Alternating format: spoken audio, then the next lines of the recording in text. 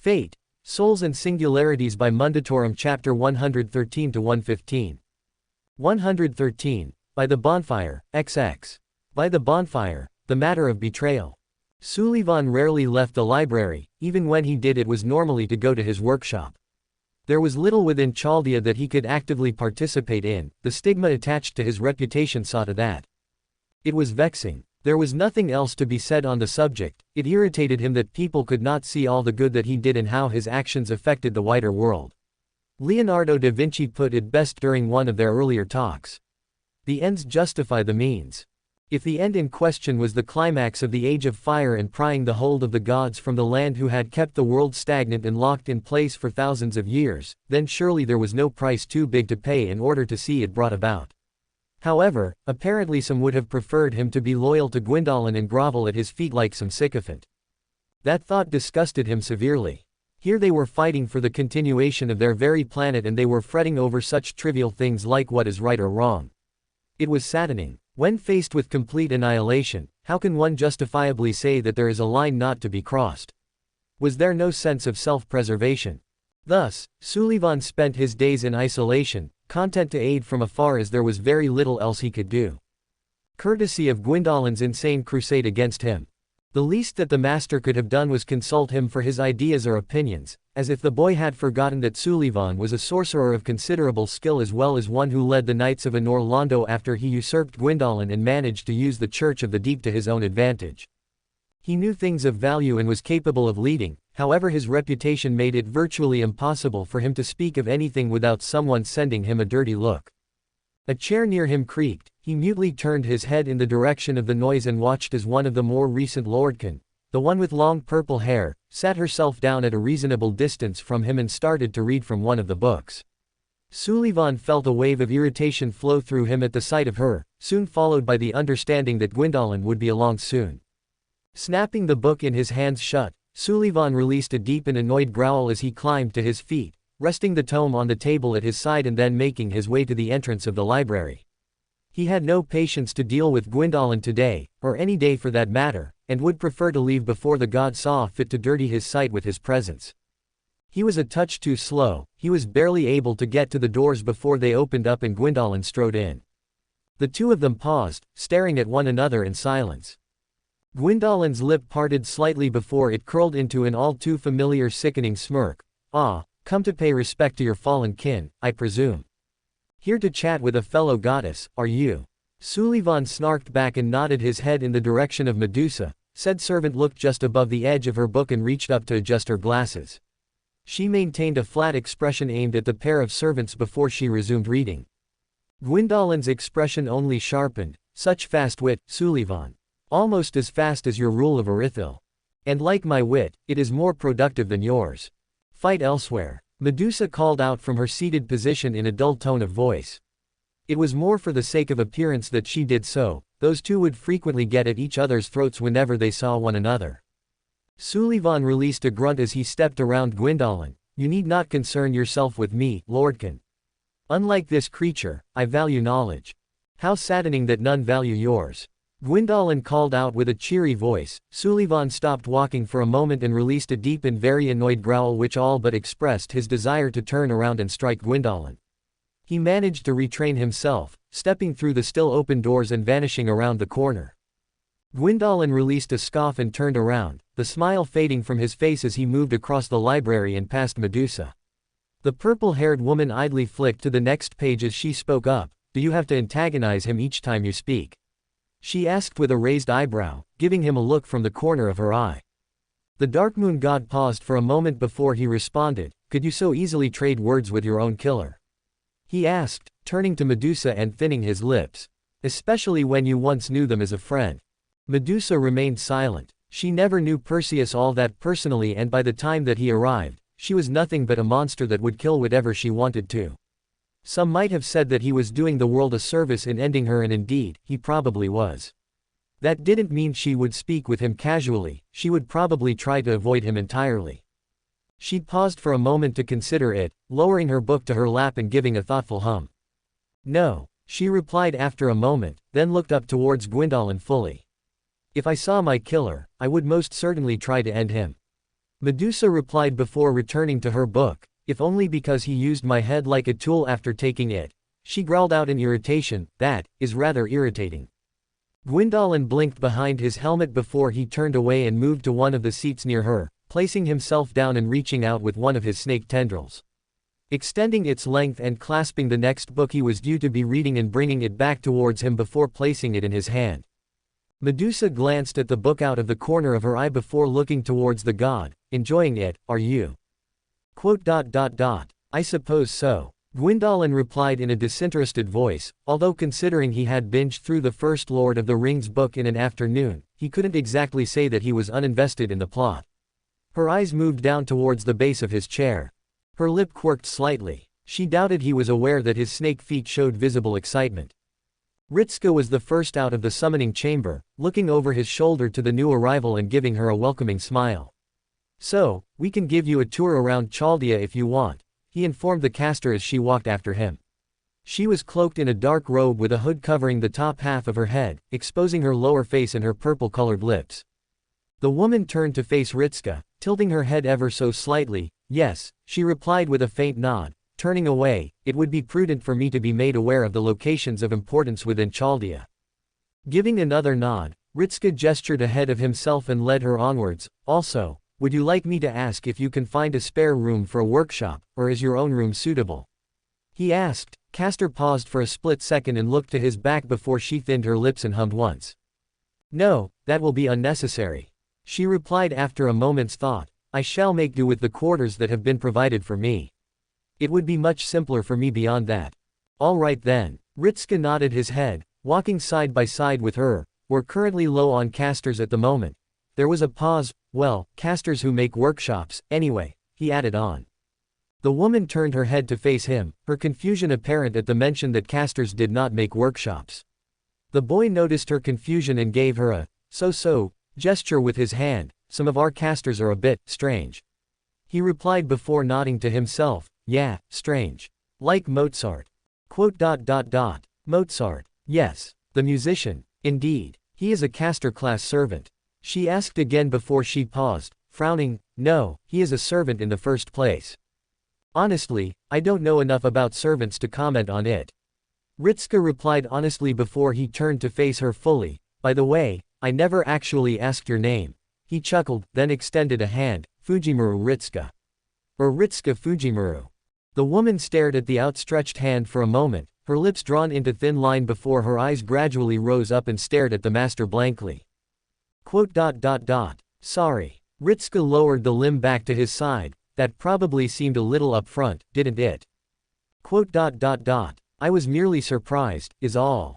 Caster responded honestly before she released an amused chuckle. You are quite a simple boy, aren't you? I'm probably not a complex person. Ritska admitted, reaching up and scratching the back of his neck while sporting a childish smile. Sorry. No. Caster shook her head at him. It is not something I dislike. She continued on with, your apparent sincerity is appreciated. She carried on with after a few moments before her voice took on an accusatory tone. However, first impressions can be easily acted out. Only time will tell if your sincerity is genuine or not. She expected some measure of reaction from him. Instead he gave her an understanding smile and a nod of the head. All right then, I'll live up to your expectations. Ritska replied with honestly as he looked away from her. He noticed her surprise and chuckled in response. I've actually had one or two servants say the same. He paused for a moment. Also, you're less scary than Havel, he added on with a wry smile. Caster furrowed her brows at the unfamiliar name. The boy seemingly realized something as he went ashen white.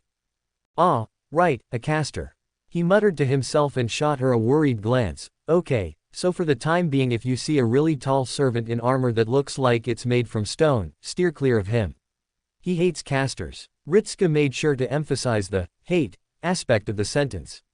As in, really hates them. We've only just managed to get him to tolerate one or two, but he cringed. Yeah.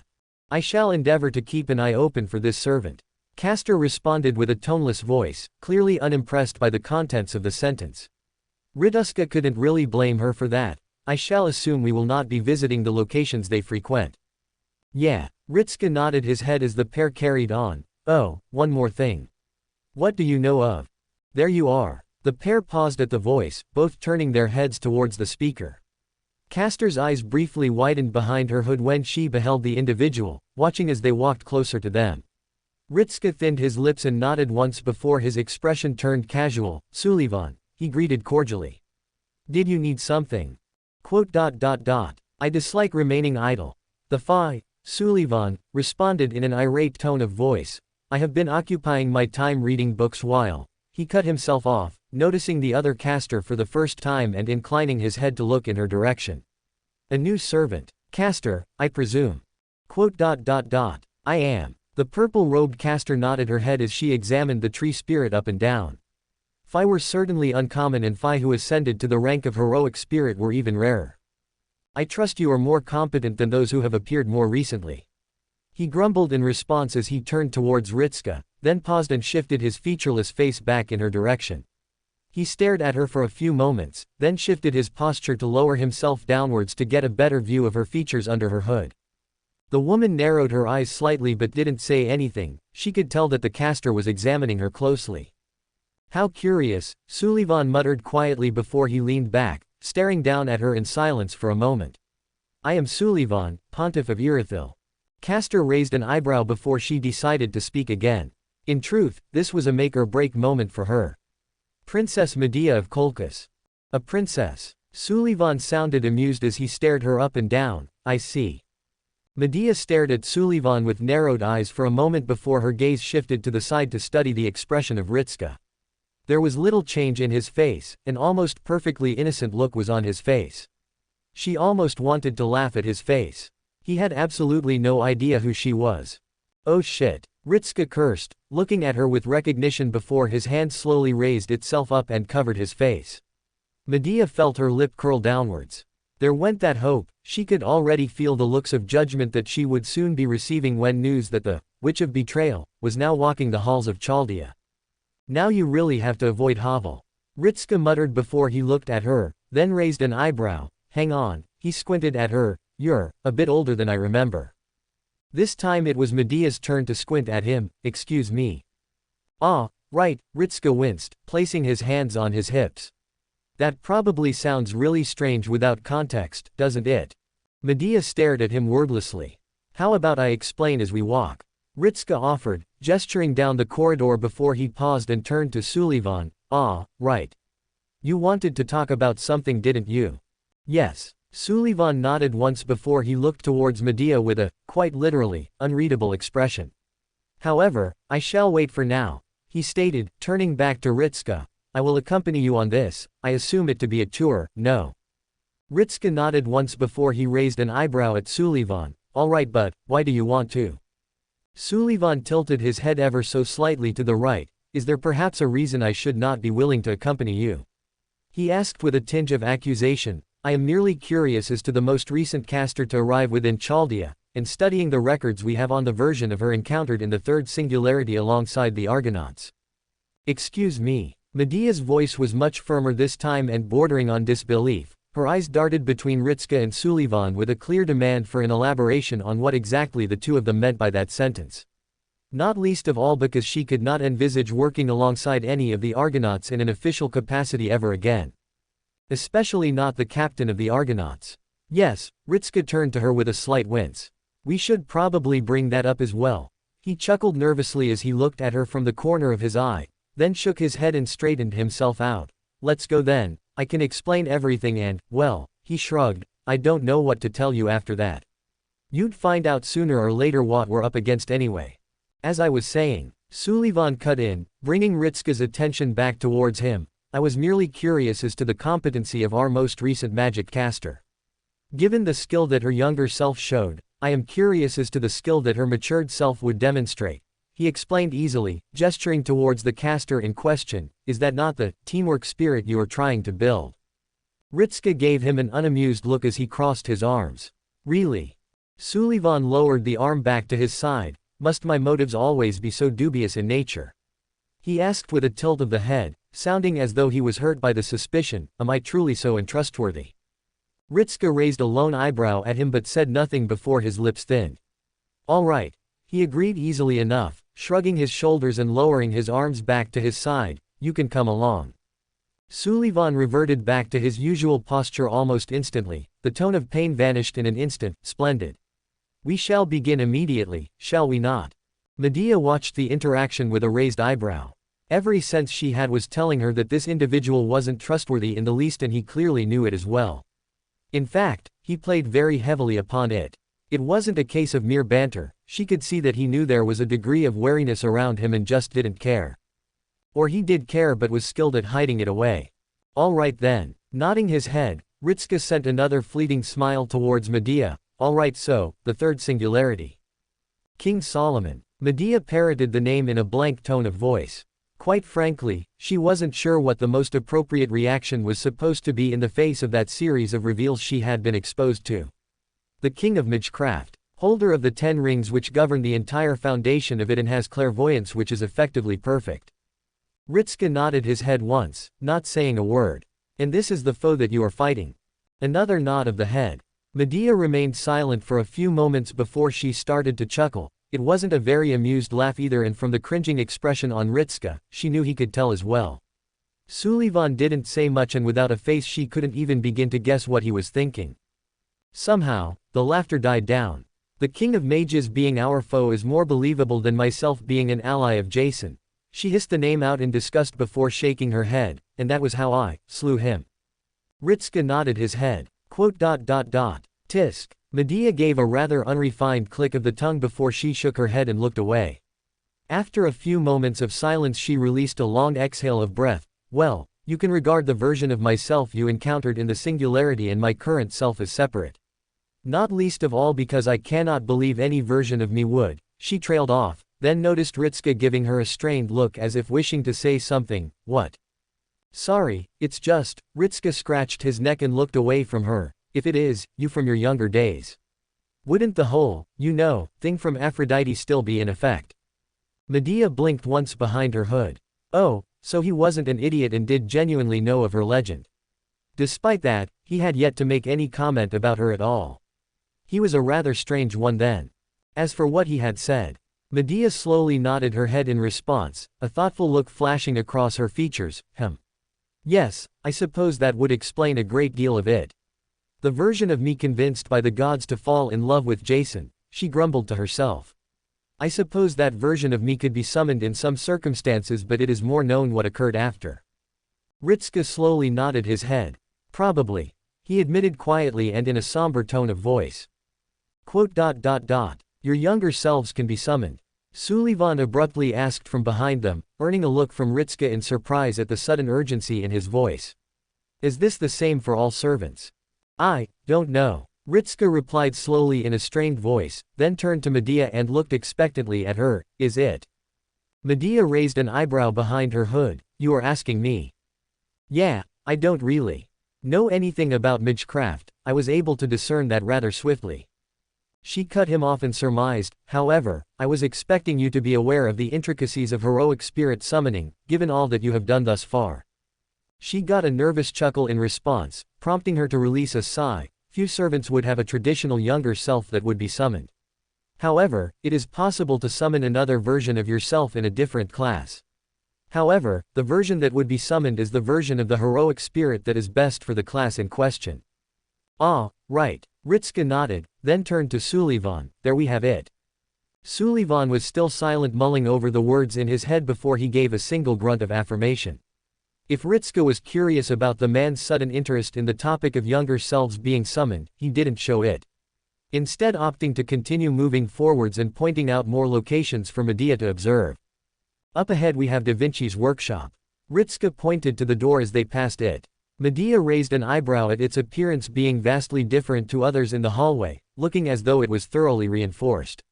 Even the most basic of analysis spells she could conjure up was enough to determine that the door would hold a moderately powerful servant for at least a few minutes.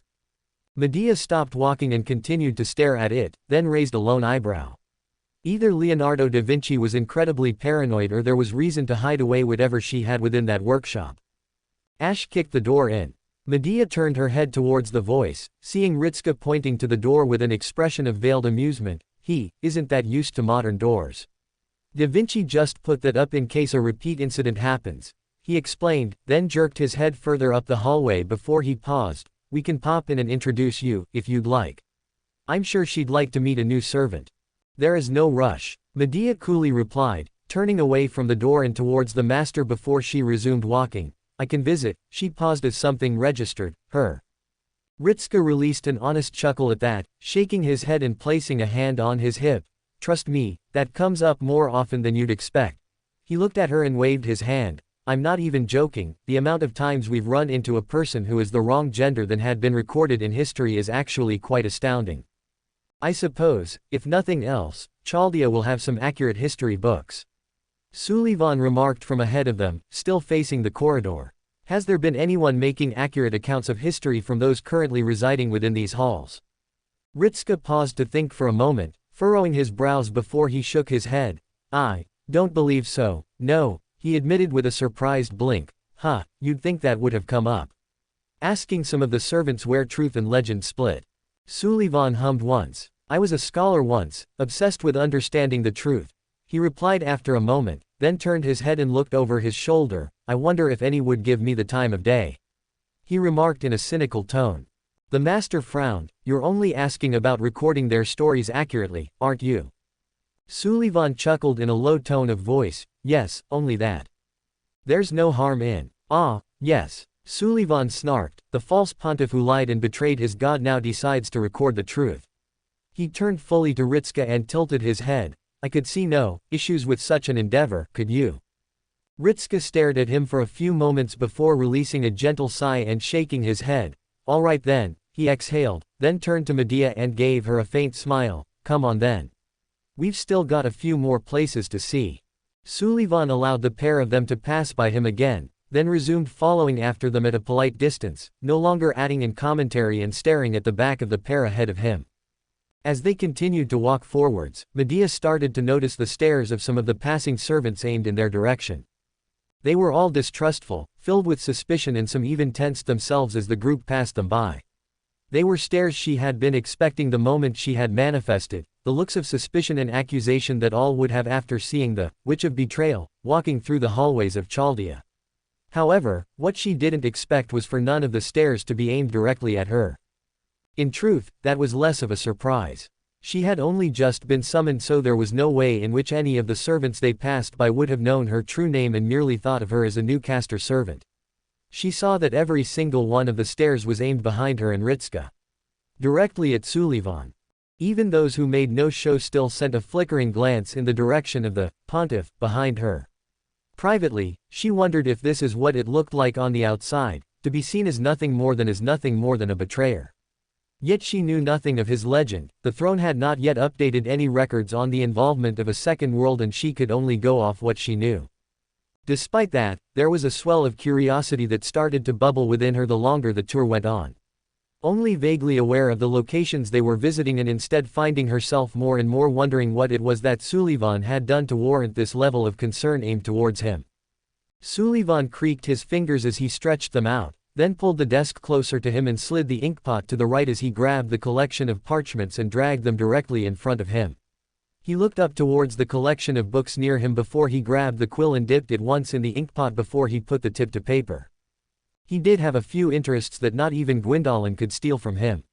There was something that Da Vinci had inspired within him when he had visited her workshop. A flare of creativity, something new to create even if he would never have the chance to build any of it. At the very least he wanted it written down, something he could point to and say that he did this and that no one could take away from him or usurp for their own ends. The trouble was thinking of anything he could make. He had gone over dozens of books regarding the history of invention and the developments of mankind, and it was overwhelming. The sheer scale of the advancement was beyond even his wildest fantasies. What the humanity of this world could do in barely a fraction of the time of the complete history of his world had achieved in their entire existence was both daunting and depressing. In truth, it made him hate Gwyndolin all the more. The things he had ruined, the things they had all ruined. He paused at a knock on his door. He turned towards it and furrowed his wooden brows. A visitor. How unexpected. Rising from his chair, he placed the quill on the table and then moved towards the door, pressing the button and sliding it open. Unexpected. He grunted as he stared down at Medea, then leaned his head out to stare left and right down either side of the hallways before he looked back at the caster. To what do I owe this pleasure of a visit, Lady Medea? Medea stared at him from behind her hood, raising a dainty eyebrow at him. If you were to refer to me with formal tones, are you not going to invite me in? That would depend upon the nature of your visit. Sullivan responded casually with a tilt of the head. Will it be a conversation we can finish swiftly, or do you intend to make your visit an extended one? Medea stared at him in silence. Meaning nothing inappropriate, Sullivan added on with an unchanging tone of voice, besides, I doubt I am compatible with humans, in any way, I am afraid. Fine nature, I assume. Medea replied with a knowing tone, might I enter? It was Sullivan's turn to stare at her in silence this time before he wordlessly stepped aside, allowing her entry. Medea silently entered the room, idly gazing around it with a blank expression as she did so. The room itself had seen some minor form of decoration. She recognized the designs, courtesy of the throne, as Gothic in nature, a single chandelier hanging down from the ceiling providing ample lighting. I made a request of Leonardo. Sullivan replied to the unasked question. She was, rather enthusiastic about the design. I assume she just enjoys being kept busy, he muttered as he closed the door. I confess no small amount of envy in that regard. I shall assume it is not also your workshop? She inquired. Sullivan gave a grunt in response. No, he replied as he turned back around to face her. As one of the early casters, I requisitioned for a workshop in a separate room. I have been granted use of one of the abandoned rooms for my own use. That is where I conduct my research. It was a vague answer and was suitable enough. Medea would have thought him a fool if he announced what he was actually doing. Why the suspicion? Which suspicion? Sullivan inquired. Mine or yours? Theirs, Medea asked, turning around to face him. I noticed the looks you received during the tour, a great deal were accusatory. Sullivan rumbled in response as he walked around her and back towards his desk, placing himself down in the chair and grabbing his quill again. And did this spark some curiosity within me? Are you intrigued by the creature that stalks Chaldea's halls? Medea remained silent before she turned towards him and tilted her head. I know nothing of your legend, therefore I will ask you. Of my history. Sullivan nodded his head once, then turned towards her and raised a wooden eyebrow. And how do you know I will not attempt to deceive you into viewing me in a positive light, to have myself perceived as the victim of a great conspiracy? Aside from the simple fact it would serve you no purpose. She replied in a dubious tone with a raised eyebrow behind hood. I can just as easily ask the other servants within Chaldea to understand your motives. So why not ask them? Sullivan asked with a curious tone of voice, why come to me? He paused for a moment before he gave a quiet chuckle. Ah, I see. Did you want my side of the story first? To remove any sort of bias. Perhaps Princess Medea of Colchis also knows the problems of being seen as the legend and not the person. Medea narrowed her eyes behind her hood at him. Sullivan raised his hand towards her as a form of peace. I meant no true offense, merely idle speculation. Though I do know of your legend as well, I make it a point to examine all those within Chaldea. He paused. Beyond that, your younger self was regarded as quite the sorcerer, so I was curious as to her range of skills. Student of the Queen Witch. He chuckled. An impressive teacher. I did not come to discuss my own past. I suppose you would not. Sullivan responded with a shrug of his shoulders. So, you wish to know of my legend, do you? My own history and claim to fame from beginning to end, or the moment in which I became the creature all distrust me for? Start wherever you so wish. I did serve Gwyndolin, Sullivan replied, then paused. No, I first served the royal family of Lothric. I was scholar within the royal archives and was selected as personal tutor for the princes. He bluntly stated, with my newfound position, I educated them on the truth of the world. The truth? Medea asked, or your own? They are one and the same. Sullivan replied with absolute certainty. With the princes convinced and my role over, I arranged for them to recommend me to the service of an Orlando. I quickly assumed a minor role as a knight for the dark moon god Gwyndolin. I climbed through the ranks, soon becoming his personal confidant and, as he would no doubt regard me, a close friend. So much so that he would even let me prepare his meals. His trust in me was so great. And then, I poisoned him over the course of years. Sullivan revealed in a calm tone, soon assuming his role as head of the faith and using my newfound influence to cooperate with the Church of the Deep. I destroyed Enor Londo from within in an effort to undo all that Gwyndolin and the gods had created over the eons they had been in power. He shrugged and leaned back in his chair. Does that answer your question? It did. It also made sense why some of the servants would be concerned about him. Quite frankly, his blunt admission of betrayal and murder was rather surprising and showcased a complete lack of guilt over the act. Yet one pressing question remained. Why?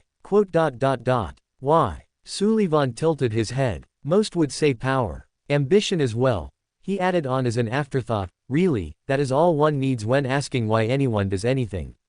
There are goals for every action and some are merely grander than others. He gestured to himself. I believed mine to be the grandest of all. Medea wasn't even sure what she was supposed to say in response. This man sounded absolutely insane. He had all but said he intended to save the world out loud. That was the angle he was heading for, and it wasn't even in the metaphorical sense. He admitted to trying to perform an act which only the oldest heroic spirit, the king of heroes, had attempted to do. Which was why she was puzzled by the suspicion. By all rights, Gilgamesh had betrayed the gods as well, and she wasn't sure he would be viewed with such obvious suspicion. Which meant that Sullivan had neglected to mention something important. A crucial detail that altered the manner in which everyone viewed him. Her eyes narrowed slightly. He claimed to be in charge of Enor Londo, yet he introduced himself as the Pontiff of Irithyll. A discrepancy. What else did you do? Sullivan remained silent, instead staring off into the distance without making a single sound. After a few more moments of the silent treatment, he eventually spoke again. Imagine you came from a land that was ruined, a place made nothing short of hell by the people who lived there, so you leave. He shrugged. You depart from the land and find a new one. Then you see this new land walking towards the same end result, pushed along by the same sorts of people who drove your home into the nightmare it has become. He leaned forwards, resting his arms on his knees. Can you reasonably justify their existence in any capacity? Can you look at these people and say, they deserve life? Now it was making sense. Medea felt her lips draw themselves into thin lines. What became of the people of Enor Londo and Irithyll? Sullivan tilted his head. I killed them. He paused, or had them killed. My personal role in their deaths depended heavily on their importance or whether I knew them personally. He interlocked his hands together. Those around Chaldea will say much the same, all the while the god responsible for so much pain and suffering lingers in this very building. He chuckled to himself. It wasn't a very humorous laugh. He cares nothing for humanity and is now here, helping humanity not because he likes them, but because he hates me for ruining the grand legacy of his delusional family. Giving a single sigh, Sullivan leaned back. You can go and ask whomever else you wish. Ask them the story of Sullivan the Deceiver and they will tell you the same as I have told you. The monster who betrayed his lord and killed the people he swore to defend. There was another pause before he turned to face her. Rather than the man who slew a tyrant and destroyed his fanatical cult, set on ruining the world. Medea tilted her head at him. You regret nothing. Why should I regret my work? Sullivan asked with a tilt of the head. I regret I did not live long enough to see its completion, but that is the extent of it. Have you other questions, Medea of Colchis, or did you imagine my story to be similar to yours? Portrayed as victimizer rather than victim. I was unsure what to expect. She replied honestly, and unsure what to make of you now. You betrayed because you love a man, a love brought about by the gods. Sullivan scoffed, shaking his head. I betrayed because I wanted to save the world. We are not the same.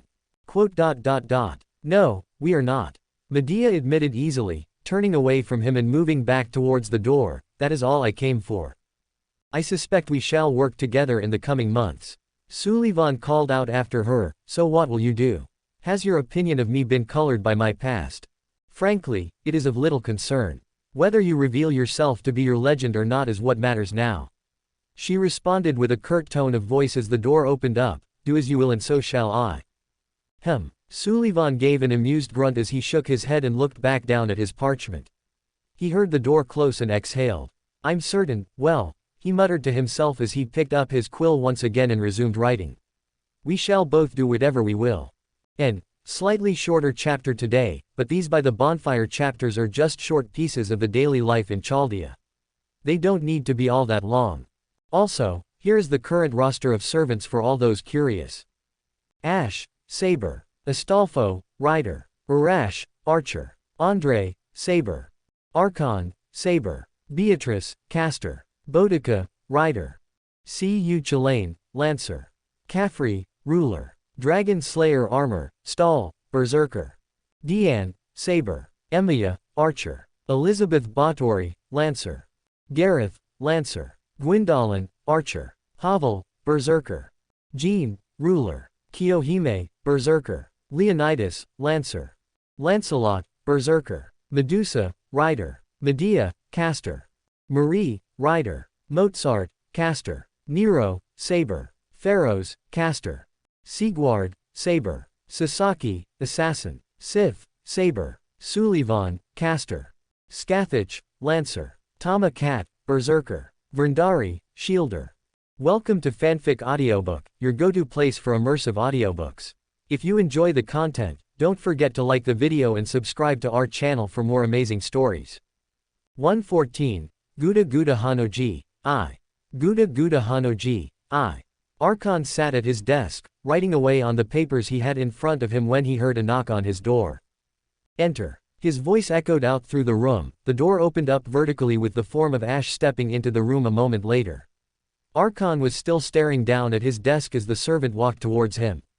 Archon had decided to convert his provided room into his office, since he had been promoted to leader of the Chaldean in building security, name pending. He had decided it much simpler to convert his room into the headquarters to save time. Hence his room now had large boards hanging from the walls detailing patrol routes, staff members' names and faces of the servants as well as the Chaldean health and safety pamphlet. The latter of which he was working on updating now that they had added risks. Guardsman, Ash. Archon greeted in a curt voice, finishing up his latest round of paperwork before his helmet looked upwards at the saber. Your report, I assume. Yes, Guard Captain Archon. Ash nodded back with an equally curt tone of voice. The pair of them had taken to their roles rather well. Patrol through the cafeteria and living spaces went without incident. Archon remained silent as Ash spoke, occasionally giving a hum of acknowledgement. When Ash finished speaking, the Silver Knight leaned back and cupped his helmet chin, tapping it repeatedly for a few moments before he nodded his head once. Good. He grunted, standing up from his desk and moving over to his drawers with the papers in his hand, sliding them open and depositing them before sliding the drawer closed. The reports from the other guardsmen were delivered before you arrived. Archon replied before he turned to Ash and inclined his head slightly. Is there a pressing reason as to why you do not deliver a written report? Ash remained silent, staring at Archon through his helmet before he responded with, personal preference. The servant stared at him for a few moments before he grunted in response, very well. He dropped the matter swiftly, either uncaring or unwilling to give himself more paperwork to go through. I have been working on proposals for upcoming security meetings with the director, he revealed as he turned fully towards Ash, namely with the repeated occurrences with Elizabeth Báthory. Ash hummed in response behind his helmet. From Archon's tone, it was clear the man harbored no love for the Lancers concerts, either because of her draconic nature or because they were genuinely painful to listen through. Ash personally didn't care about the specifics. Only that whatever the reason, he shared Archon's dislike of them. Given that they are going to be a repeated occurrence, no doubt. Archon released an annoyed sigh and crossed his arms. I have decided to draw up safety procedures for when they occur. An eyebrow was raised behind Ash's helmet. Safety procedures. Yes. Archon nodded, namely in relation to damage to hearing and other organs. Also that those who decide to form the audience, for whatever reason, should be seen by Dr. Romani to ensure that there is no sign of permanent damage. There was a pause, also that Leonardo da Vinci should be consulted in creating some manner of protection for Lord Ritska. Understandable. Ash nodded his head. Mozart has come to me and asked that we have the simulator cleared for a musical recital later this week. Did he give a time and date? Friday afternoon at 5 p.m. Archon paused for a moment, crossing his arms and nodding his head, as he sought out Lord Ritska and Director Animosphere for approval first. I believe so. Ash nodded his head. He merely asked if I was willing to attend and to pass the invitation along to you as well. Archon remained silent, crossing his arms across his chest. Amadeus Wolfgang Mozart, the man uttered the name quietly. I recall him. Rude, brash and rather disrespectful. He plays music. Apparently he is quite skilled in that regard. Ash admitted with a shrug of his shoulders, but I have not heard his music myself, therefore I cannot comment upon the topic. Undead had a fixation on music. Archon revealed simply as if he had expected Ash to be taken with Mozart's Invitation, unsurprising, given that it was created by Lord Nito. The first of the dead would surely understand the nature of the dead better than all others. Ash blinked at him, he did. A klaxon alarm blared above them. Archon and Ash's head snapped upwards at the blaring alarm before they looked down at each other. Barely a second passed before the pair of them were barreling out of the room, swords drawn, and hurtling themselves down the corridors as fast as they physically could. Intruder alert! Intruder alert! Romani's voice echoed through the hallways of Chaldea, a slightly frazzled tone to it was expected by everyone at this point. Intruder on the second floor. Ash looked towards Archon and nodded once at him. The faster of the two rushed on ahead to the elevator at the far end of the hall and slammed his fist into the appropriate button. Archon flew into the lift before the doors had a chance to close. The pair remained silent as the lift started to ascend from the third floor to the second floor. They both looked towards the intercom as light music started to play from it, earning a raised eyebrow from the pair of them behind their helmets. Not that Ash was going to complain about it though. The music was fairly harmless and somewhat soothing to listen to.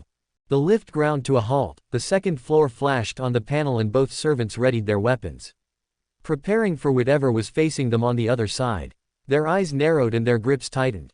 Doors slowly slid open. The pair stared at the empty and undamaged hallway. Nabu. And at the strange dwarf creature with an overly large head staring back at them. It was dressed in a black uniform, shortened to match its stubby limbs, with a red cape tied around its neck and hanging on the floor. Resting atop its head was a black cap with a golden half-star stamped on the front of it, and finally there was the face. The eyes had no pupils, instead looked like vacant orbs of white. Nobu. Nobu. The creature kept making strange noises at the pair while waving its arms around in frantic motions, either due to an effort in nonverbally communicating or it was some manner of insane abomination. Ash and Archon exchanged a single glance with each other before they looked back down at the creature. What is this? Archon eventually asked in a mystified tone as he sheathed his sword and stared at the creature, tilting his head to the side as he spoke and seemingly analyzing it. Ash shrugged his shoulders and took a single step towards the being, then reached down and grabbed it by the cape before picking it up. The creature continued to make strange Nobu noises as Ash held it, now waving its arms and legs around as he held it in front of him. What do? Archon sighed, shaking his head and moving towards the communicator he had been issued when in Chaldea. Command room, this is Guard Captain Archon, respond. Archon. Romani's voice crackled through the communicator, where are you? The second floor with the intruder. His voice shifted as he turned towards the creature in Ash's grip. The saber leaning away from it slightly as if finding the notion of letting it touch him off-putting. I believe so. Why are you phrasing it like a question? Romani asked again before a sigh could be heard, and never mind. Turn on the camera function so we can see what's going on. I've got Mash and Ritska here with me as well, and the director is probably. What is going on? Give me a status report. A voice snapped in the background.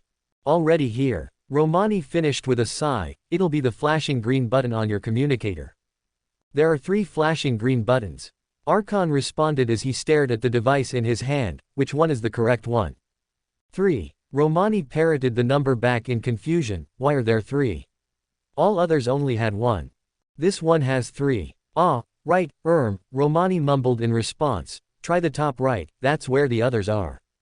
Archon was silent for a moment before he replied, the top right button is blue. What? That's not right. I am telling you what I see. The top right button is blue. Try pressing the blue one. Archon did just that, pressing the button before he heard a click and the lights on the communicator turned off. The man remained silent for a moment before releasing an annoyed groan. I believe you turned it off. Ash dutifully provided from the side. Archon glared at him over his shoulder as if to say, no shit. Unfortunately the helmet hid away the expression, however, judging by the fact the saber slowly looked away, the Silver Knight was content with the knowledge the intent was passed along. Clicking his tongue, he turned back around and pressed the power button on the communicator once again, the device flashing back on. Okay, so I'm guessing that wasn't the camera button. Romani's voice came through in a strained tone of voice, unless you just wanted to hang up on me, that is. No, I didn't. Archon exhaled through his nose. Who made this? Leo did. Hang on, I'll just ask her. There were muffled voices in the background. Archon continued to stare at the communicator before he looked over towards Ash. The saber was still holding the creature by the cape as it waved its arms around towards him, then reached towards its back and pulled out what looked like a stick with a rod of metal running through the middle of it.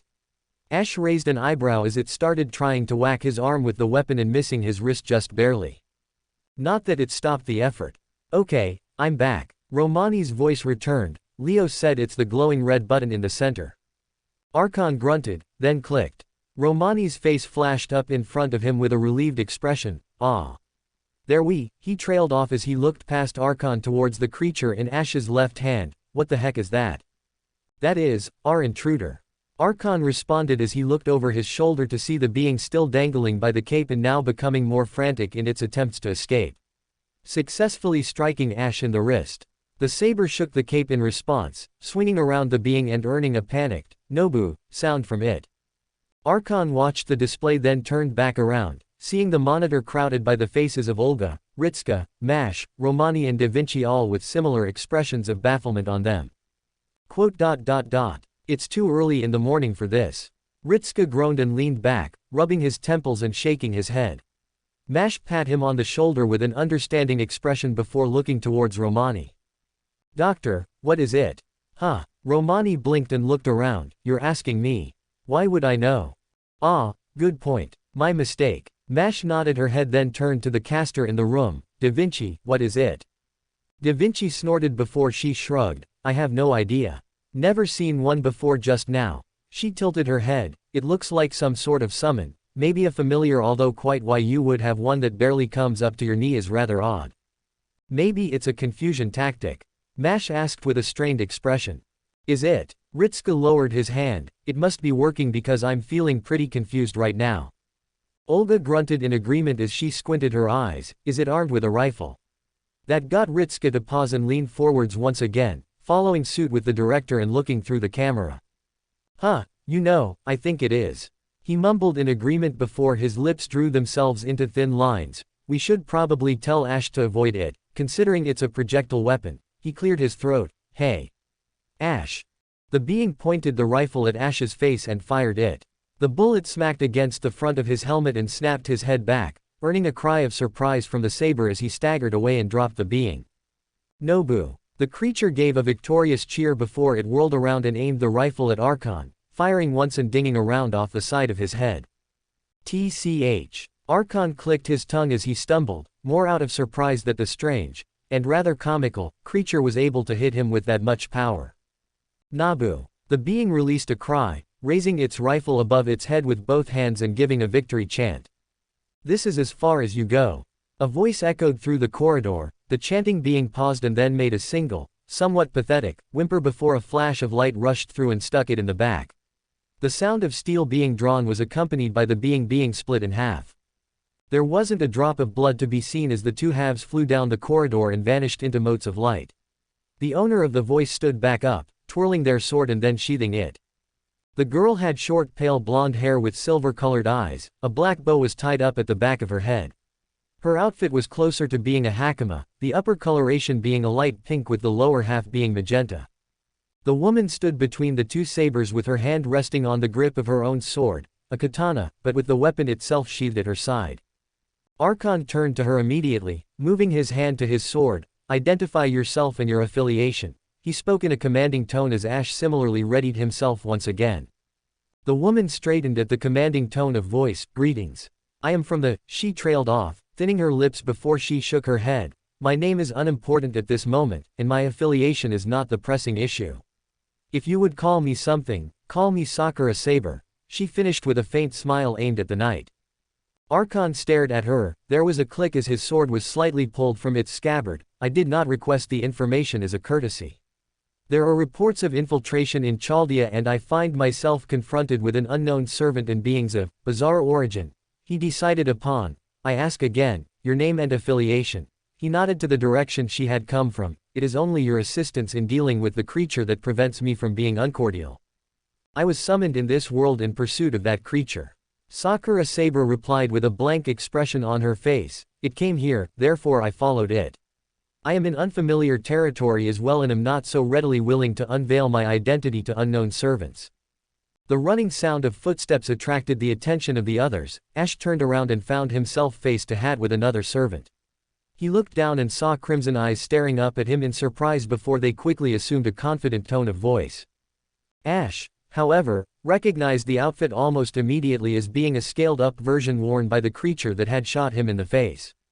Their leader, Ash accused. The red eyes widened in panic before ducking down and barely avoiding losing her head to a slash from the saber.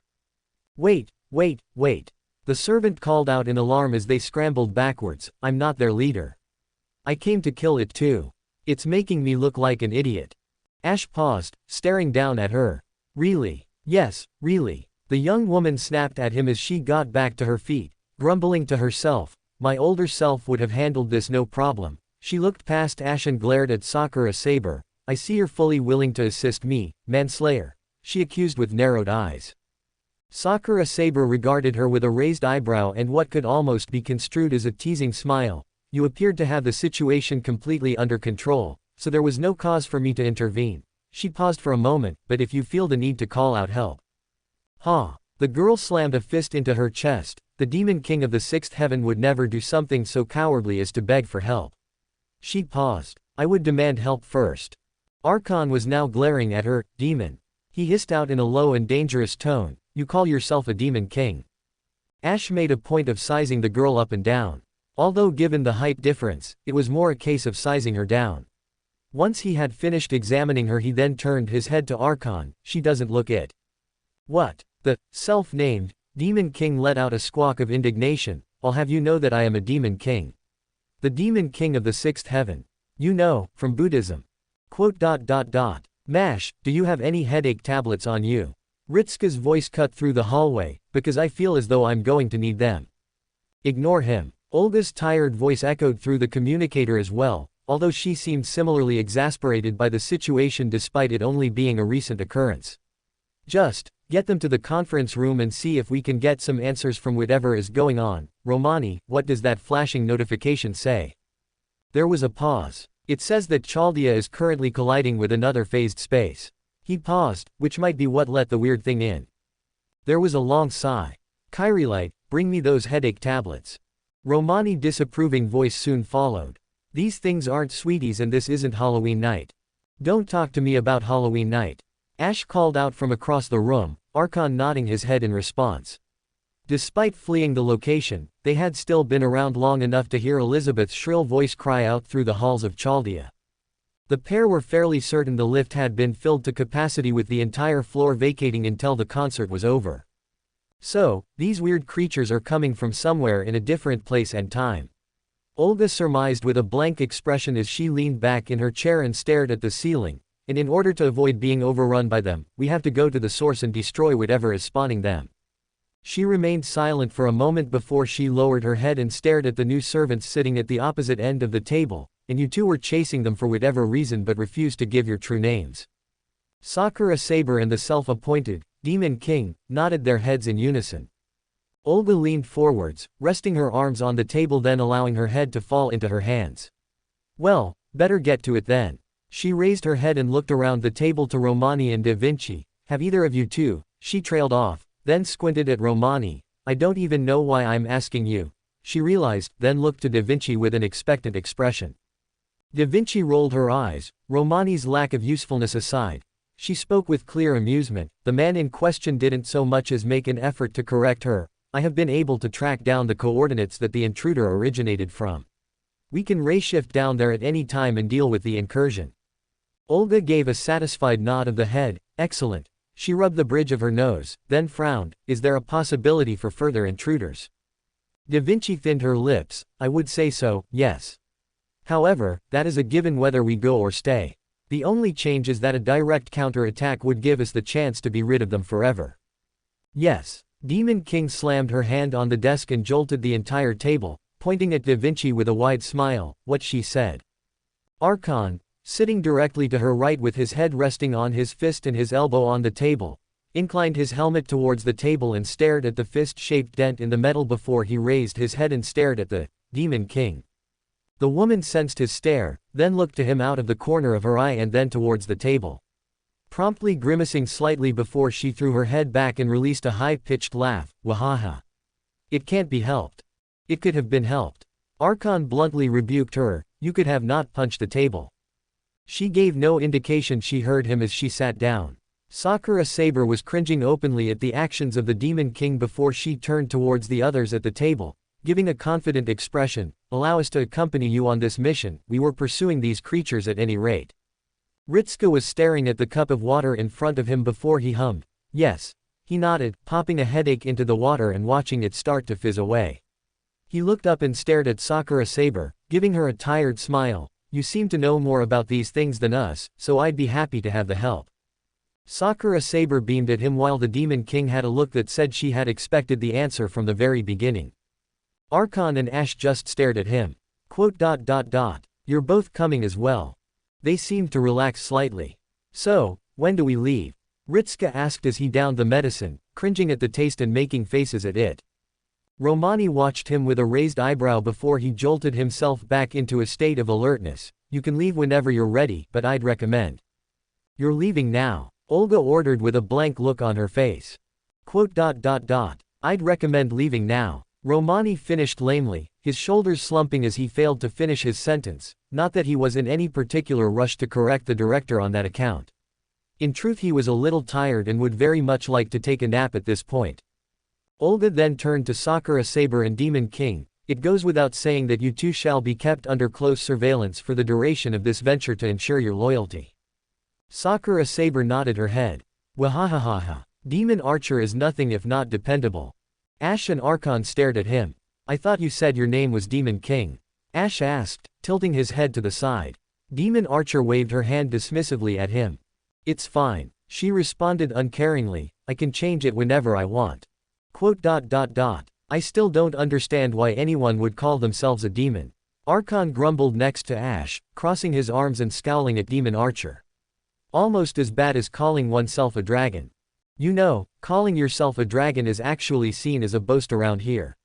Romani supplied with a wry smile before he paused and realized something. Actually, no one around here would call themselves Fafnir, right? People stared at him. What? Ritsuka exhaled and stood up. Let's just go. He grumbled as he rubbed his brows. Mash gave him a worried look. Are you alright, senpai?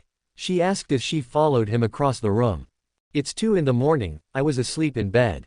Ritsuka whined, I needed that sleep Mash. We all need sleep. Olga called out with her own exhausted voice, someone find Sigward and tell him to bring coffee to the control room. She ordered as she pushed herself up, her eyes unfocused, her expression slack. Now. Ash meanwhile blinked at him, it's that early. Not everyone can get away with just staring unblinkingly at a wall. Olga snapped at him with a hiss before she growled and marched out of the room. Ash watched her depart before he turned to Da Vinci, the woman giving him a sympathetic expression. She's just a little tired is all. People get cranky when they can't get their beauty sleep. She smirked and flicked her hair to the side, not that I need beauty sleep. Her boast earned her half-lidded looks from those still in the room before they all filed out one after another. Ritsuka staggered on the spot as the group flashed into existence in the middle of a grassy field, the entire area looking fairly nondescript by Ritsuka's own standards. It was a large field filled with grass. Ray shift complete, senpai. Mash dutifully informed Ritsuka with a stern nod of the head before she paused and looked around. Where are we? It would appear the Imperial Holy Grail War has lost control. Demon Archer stated, crossing her arms imperiously and looking down her nose at the surroundings. The end result appears to have been creating a separate dimension within this phase space. Ritsuka stared at her out of the corner of his eye with a blank expression before he spoke in a blank tone of voice. Yeah. He sniffed once, I hate it when that happens. Imperial, Holy Grail War. Mash parroted the words spoken by Demon Archer with furrowed brows. The confused girl looked at the archer in question and tilted her head. What do you mean by that? Demon Archer blinked once. It's self-explanatory, isn't it? The girl responded in her own voice of confusion. It's a Holy Grail War that is imperial. Sakura Saber flashed the Demon Archer a bland look before she sighed and turned towards Mash. It was a Holy Grail war that took place in Imperial Japan. She gestured to herself and Demon Archer, the Holy Grail war that we originated from. However, the Grail was tampered with. Of course it was. Ritsuka grumbled quietly, pinching the bridge of his nose. Every time he heard of a Holy Grail it was always being tampered with, or it was broken, or it was a fragment or something. He was beginning to wonder if there was a Grail war that hadn't gone horribly wrong somewhere along the way. Sakura Saber blinked at him once, then shook her head and continued on. As I was saying, it was altered by strange technology and the end result was the Grail going out of control. Demon Archer nodded her head with her own troubled frown. At this point, I became involved and the entire situation spiraled further out of control. My subconscious materialized. It's already starting to corrupt reality. She raised her hands and stared down at them with a grimace. Worst of all, it took away most of my power. Ritsuka looked towards her and raised an eyebrow. It did. Demon Archer gave a sad nod of the head, sniffing once. I used to be op last boss material, the kind with like 3 different stages and keep getting a refreshed health bar at each one. Ash's helmet hid his grimace of remembrance. But now I'm like, a 0.5-star servant. Demon Archer groaned, her hands falling back to her side. I'm a level 1 noob. Ritsuka regarded her with an utterly blank expression before he looked away from her and sighed. Rather loudly. All right everyone, he coughed into his hand, turning back around. We need to think of a. Ritsuka trailed off as he looked around the field they were in once again, his lips drawing themselves into thin lines and his hands falling back to his side. I got nothing. Archon nodded his head slowly. Do not be too concerned with it, my lord. He gestured towards Demon Archer. I have made an effort to discredit everything she has said thus far in my mind.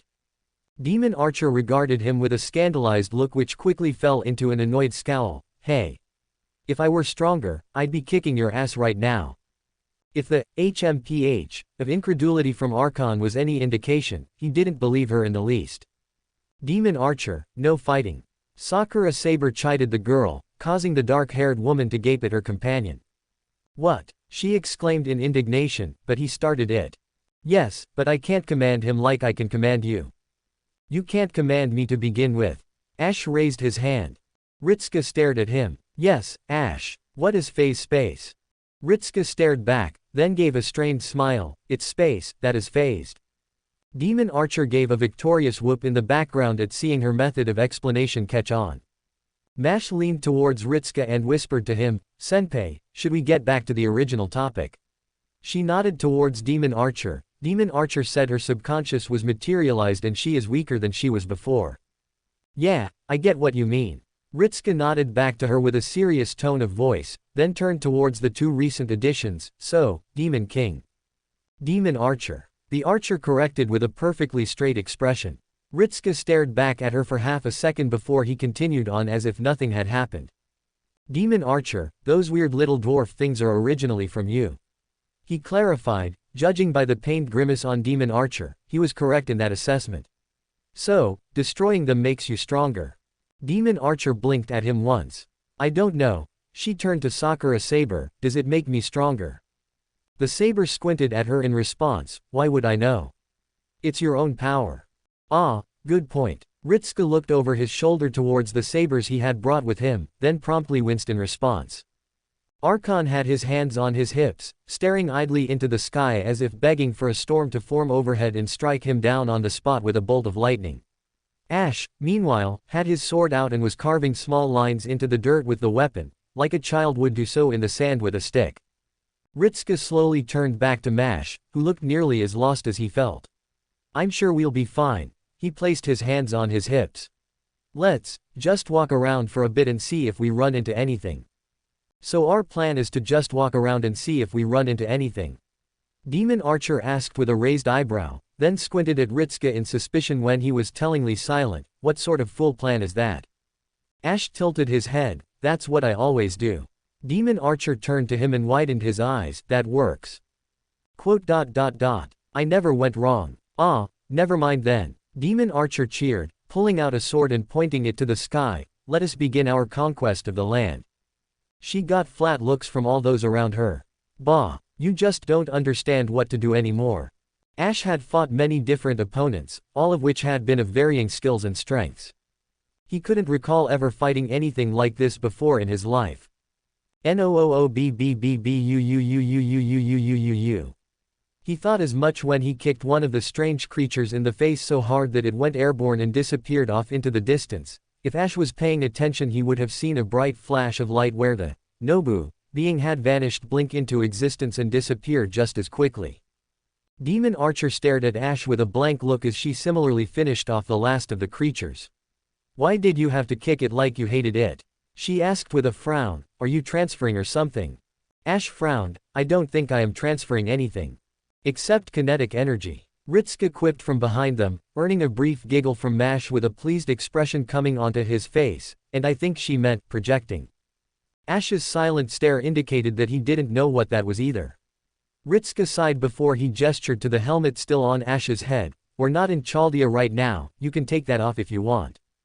"All right." Ash nodded once, clasping the helmet and removing it from his head to once more expose his face to the outside world, swiftly depositing it into the bottomless box. Demon Archer stared at the box with poorly concealed interest, made worse when she leaned down and then looked underneath it before waving her hand through the air beneath the box, then drawing it back. "Huh, neat.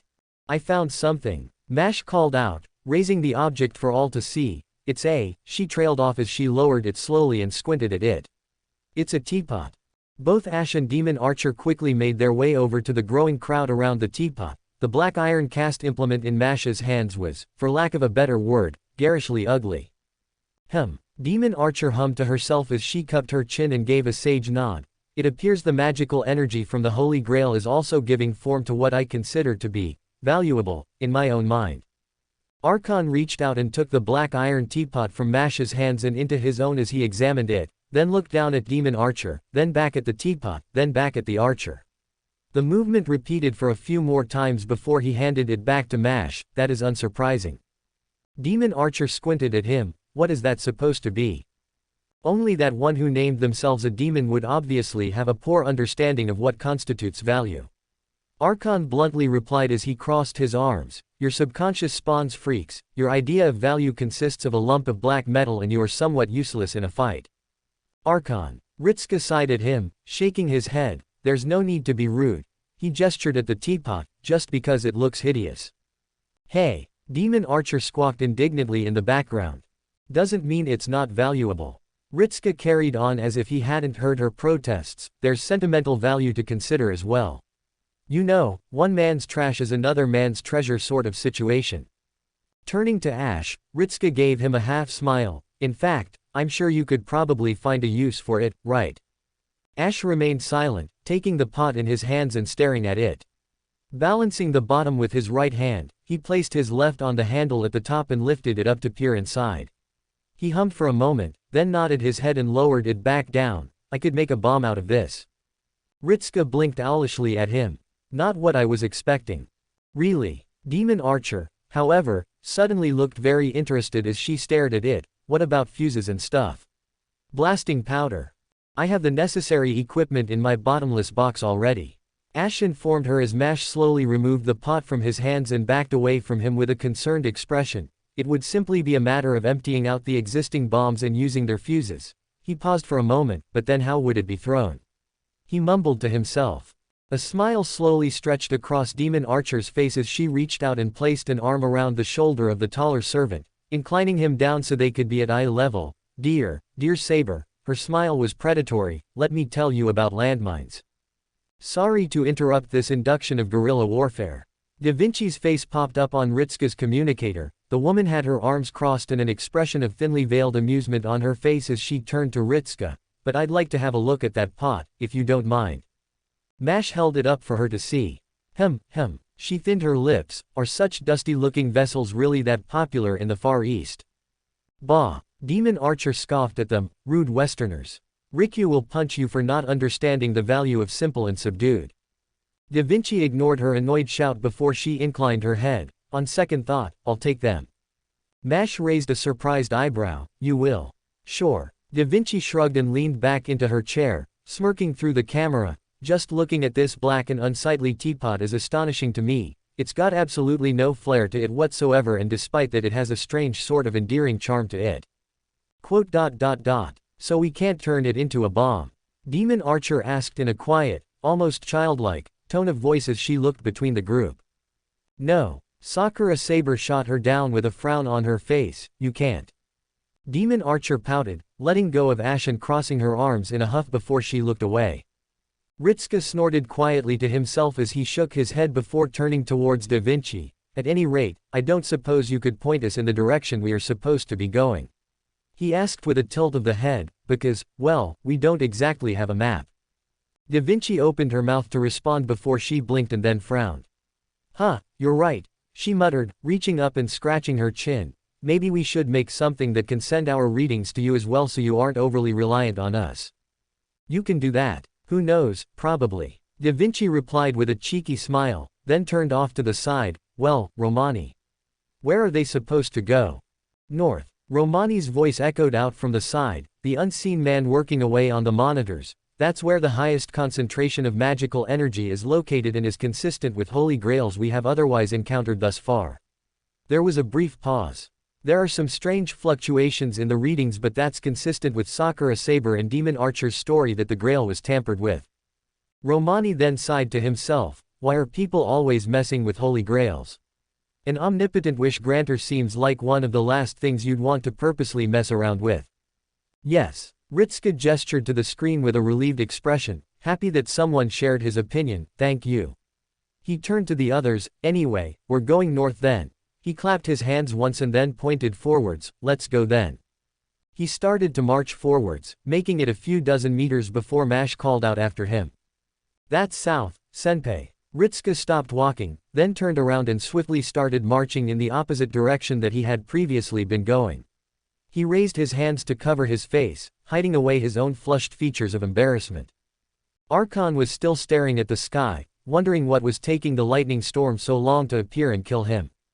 Sakura Saber appeared at his side with a concerned frown, are you well? Archon remained silent for a moment before he spoke, I was guard captain to an Orlando. I ran the city watch for the capital of the gods themselves. He looked down towards Sakura Saber. Now I hunt down strange abominations that make high-pitched wailing noises. Sakura Saber gave him an understanding nod. Same. She sighed, shaking her head. I was part of the Shin. She cut herself off, jaw snapping shut and eyes wide. Anyway, she coughed into her hand to clear her throat. Then coughed again. And again. Archon looked down, watching as she continued to hack and sputter before she eventually wound up spitting out a mouthful of blood onto his boots. Archon closed his eyes behind his helmet, giving a long and slow sigh of annoyance. He reached up with his right hand and pinched the ridge of his helmet, shaking his head in exasperation. Sakura Saber looked up and gave him a weak smile, offset by her pale features and slight trace of blood dribbling down her chin. It's not contagious, is it? Archon found himself asking after waiting a few moments to collect his thoughts. Sakura Saber shook her head, no, I've always been like that. Outstanding. Archon grumbled as he walked past him, giving his boot a good shake to remove some of the larger blobs of blood on his foot before he continued onwards in an effort to catch up to the moving group. Sakura Saber followed behind him, wiping her chin and doing her best to smile. The large gathering halted in the open, their leader strode forwards before nodding to herself. This is an excellent spot to make camp, they announced with a perfectly straight face. The woman turned around to her only other ally, Sesai. Prepare a feast. She paused, prepare it in 2 seconds. The larger man wearing the outfit of a warrior monk blinked once at her, 2 seconds. The shorter woman's eyes flashed and her lips sharpened. That isn't a problem, is it? She asked in a tone that promised pain, especially as her hand fell to her sword on her hip. No. The larger man shook his head, giving her an amused smile as if her threat of bodily harm didn't even register in his head. That shall be plenty of time, he boasted, thumping a hand on his chest and laughing boisterously. As he walked forwards he paused and turned back to her with a serious expression, that said, my lord. Camping in a place like this might be dangerous, I'd advise you to keep up your guard. The woman scoffed, giving a confident grin, I am aware of that, however the fear of danger has no hold over me. With a wave of her hand, the short servant turned away from the taller man. Besides, what manner of enemy would approach an army this large? She boasted, spreading her arm wide and gesturing to the assembled group. Nobu. The legion of strange creatures called out in unison, hundreds of them swarmed around the area like ants over a picnic. The taller man merely furrowed his brows, staring at the creatures and then raising an eyebrow at the shorter woman, who was clad in scarcely covering samurai armor with a predominantly white coloration to it and a sword scabbard like a fox's. See, she gestured to the strange creatures, they agree with me, you worry far too much Ben Sesai. Sesai hummed in response, very well, Lord Yoshitsune. He sighed and stared off across the horizon. I just hope nothing bad happens. He paused before a relaxed expression came upon his face. Well, I'm sure that Matsudera will inform us if he encounters anything in his patrol. I've encountered you. The familiar man shouted out as he drew his bow back and loosened another arrow towards them. Archon raised his shield to block the attack. The arrow struck him and caused the man to shunt to the side. The projectile slid off his shield and flew past him before striking a tree and punching a hole clean through it. Ash ducked down as another arrow flew over his head, soon accompanied by a shattering of wood. Is that not Arash? The saber called out in surprise, what is he doing? The Holy Grail is summoning servants and brainwashing them.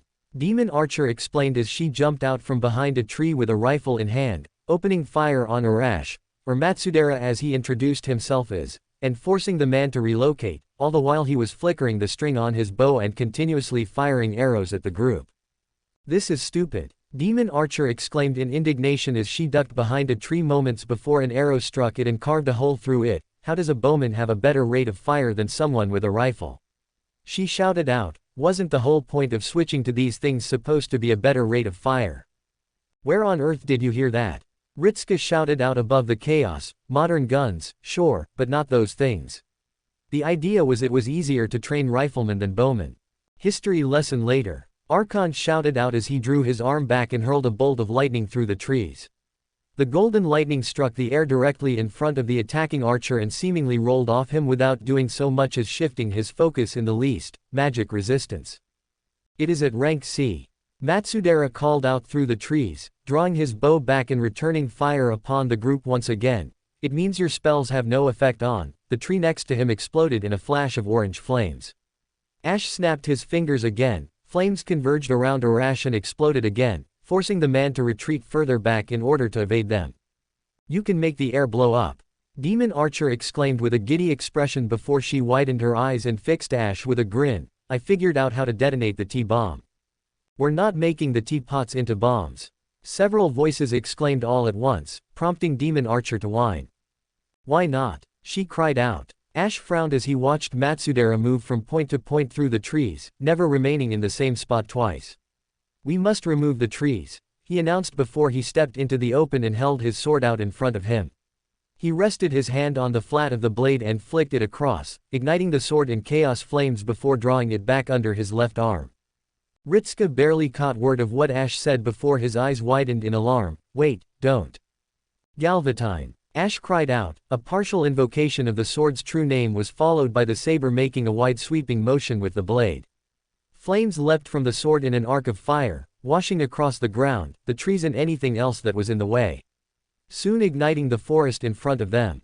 Ritsuka threw his hands up and pointed accusingly at Ash. You are a pyromaniac. Aren't you? Yes, I am a pyromancer. Ash called back over the sounds of the rising inferno, completely misunderstanding what the master was trying to say. A figure jumped through the flames with barely a single mark on him. Instead he had a determined look on his face as he hit the ground and performed a roll. He moved back into an upright position and drew his bow back, pointed directly at the group. Ha, I can see you aren't run-of-the-mill attackers either. Matsudera praised with a smile before his expression turned steely. However, that just means that I have to treat you with the respect you deserve. I shall put my all into this next, and final, attack against you. The arrow at the end of Arash's bow started to glow menacingly, magical energy converging on the man at an impressive rate. The move could only herald one thing, the use of a noble phantasm. I've got a bad feeling about this, Demon Archer nervously stated as she took several steps back and nervously glanced towards the area out of the forest. That's a lot of power going into that bow. Mash rapidly nodded her head as she similarly backed away from the man. I agree. She turned to Ritsuka. Let's run, senpai. Yeah, I'd listen to Mash, Fujimaru-kun.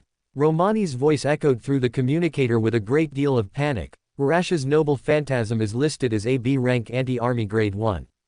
Tactical retreat. Ritska cried out and shot to his feet before he turned on his heel and sprinted towards the edge of the forest as fast as he could.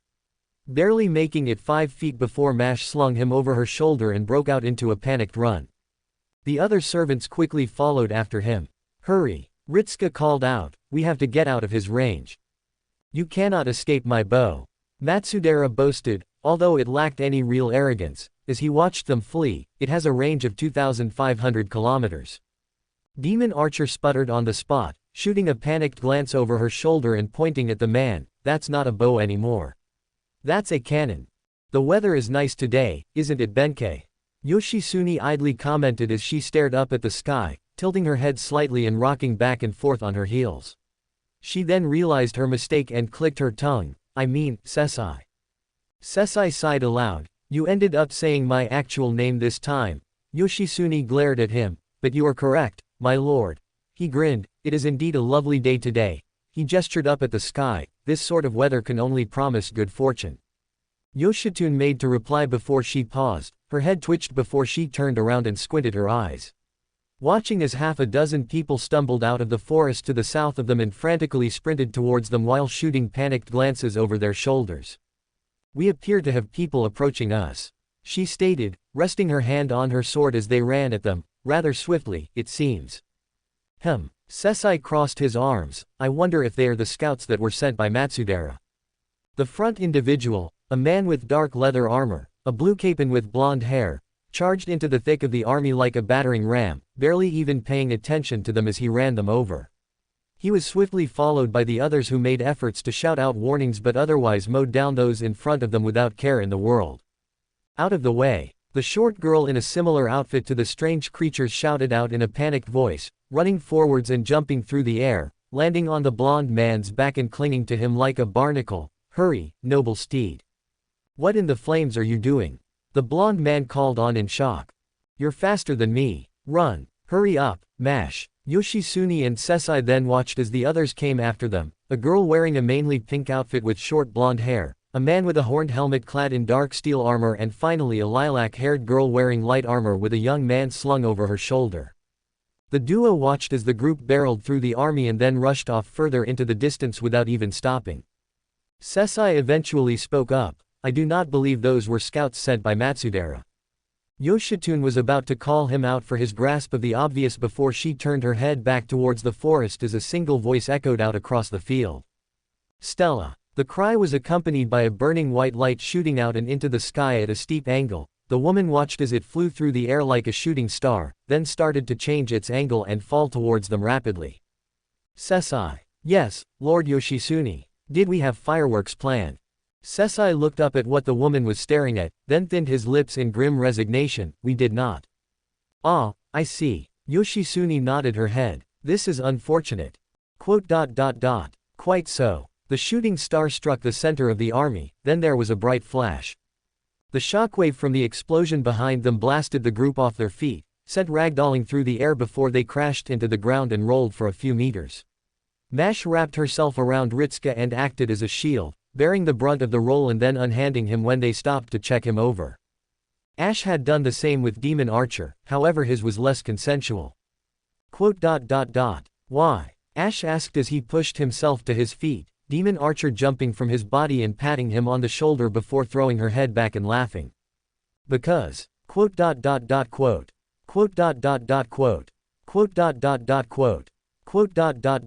Oh, did you need more? She blinked at him. You're faster than me, stronger than me, and more durable than me. She explained fairly easily. I'm terribly weak right now, so I really do need some sort of meat shield. Ash sighed, his shoulders slumping. Archon pushed himself back to his feet, wiping the dirt from his armor and looking over his shoulder with a raised eyebrow. It would seem that calling it an anti-army attack was no exaggeration. The legion of creatures along with their servant generals have been completely wiped out. Sakura Saber coughed heavily as she hunched over, resting her hands on her knees and spitting blood into the dirt. Hooray, she cheered weakly. Ritska coughed loudly, getting up off the floor and patting himself down. Damn it. He called out in irritation, always something. He looked up, allowing a troubled frown to stretch over his face. You said brainwashed servants, right? So then, Arash was. His container would have been affected by the Holy Grail. Demon Archer informed him, altered the moment he was summoned, so there is very little to be done about that apart from killing him. Even when you retrieve the Holy Grail, he'd still have dematerialized. Ritska frowned before he offered a single nod in response. He might not have liked that, mainly because he knew Arash, but if there was nothing to be done, then it couldn't be helped. You said further north, yeah. Ritska turned to the screen with Da Vinci's face on it, only to blink when he saw Olga there instead of the caster, director. The woman raised her hand, then brought a mug to her lips and took a long slurp from it before lowering it again. Carry on, she said through the screen. Go north and watch out for any more servants, we have no idea what to expect. Archon grumbled in the corner as he crossed his arms, I have a fair few ideas. So did Ritska. Personally, he disliked all of them. 115. Gouda Gouda Hanoji, 2. Gouda Gouda Hanoji, 2. The Chaldeans continued their ill-fated voyage through what could only be described as an asylum run by the patients. It was an utter catastrophe. Madness assailed them at every opportunity in the form of the strange creatures that made disturbing noises whenever they opened their mouths or made attacks on them. As it stood, it was doubtful they would ever reach the end of the journey. Fortunately for them, they had the aid of the greatest servant available. Even in their weakened state, the military prowess of the demon archer of the sixth heaven could not be. If you don't shut up, I'm going back there and cutting off your head. Archon growled from ahead of them. Demon Archer's face grew into a pout as she crossed her arms. What's wrong now? She called out in annoyance, I am narrating our campaign. All good generals need some form of storytelling so their conquests can be looked back on and stories told of them. What? Ritska made an incredulous noise somewhere between a scoff and a laugh. What sort of story are we supposed to tell here? He coughed and deepened his voice. Chaldean log, date 5/10/2016. Chaldea has been assaulted by what appears to be a child's drawing come to life. When they die they make shrill screams and drop metal pots on the ground. We're currently fighting through servants who are working under different names and may or may not be mad. Alright. Demon Archer huffed in defeat and waved her arms. It's less impressive when you say it like that, but that's where the art of storytelling comes into place. She exclaimed, sporting a cheerful smile, you have to make your achievements seem much more impressive than they actually are. I'm morbidly curious as to how you might make this more impressive. Archon commented with a hint of incredulity, considering that my lord's analysis was correct. Even when he omitted the simple fact that these freaks of the world originated from your own mind. Having met you in person, it makes a great deal of sense. Demon Archer made a face at him before she stepped back and hooked an arm around Ash's. You're just jealous that you can't make bombs like me and my newest retainer. I what? Archon sputtered and turned to face her. I am far from being jealous of the likes of you. That's exactly what a jealous person would say. I bet you're green with envy whenever you see me with a rifle. Archon growled, your trinket. It is without grace and unbearably loud. A perfect tool for a fool such as yourself. Jealous. I have the power of the gods within me. Archon boasted, I can call down the lightning of the great Lord Gwyn and use it to aid me in battle. I have no need for petty toys. My gun isn't blocked by magic resistance, taser hands. Demon Archer sneered back with a prideful smirk. Archon made a strangled noise from behind his helmet as he glared at the short woman, stepping forwards and reaching towards his sword before he stopped himself and clenched his hand into a fist. Giving one final huff, he turned around, flicking his red cape as he did so. You are not worth the effort. See. Demon Archer grinned as she pointed at his back, he even copied my cape. You petty little. Should we do something, Senpei? Mash whispered to Ritska with a worried expression as she, Sakura Saber and the master watched the argument increase in volume behind them. Ritska looked over his shoulder towards Archon as he ranted and raved, all the while Demon Archer made faces at him and a series of childish accusations. Ash just looked puzzled. Ritska did a double take. Ash. The saber turned his head towards him. Yes. What are you wearing? He gestured to the saber's new apparel. And is that a bow on your back? It is. Ash nodded his head. His head was once again hidden, although this time by an entirely new helmet, different to the ordinary knight's helmet from before. This one had a sleeker build to it with a faceplate akin to a horizontal bar grate. The metal itself was also of a paler coloration, almost like dust, with a spiked point at the top of the helmet. The armor as well was also less bulky than before. The chest piece was a thin red fabric draped over his body with a bandolier across his chest.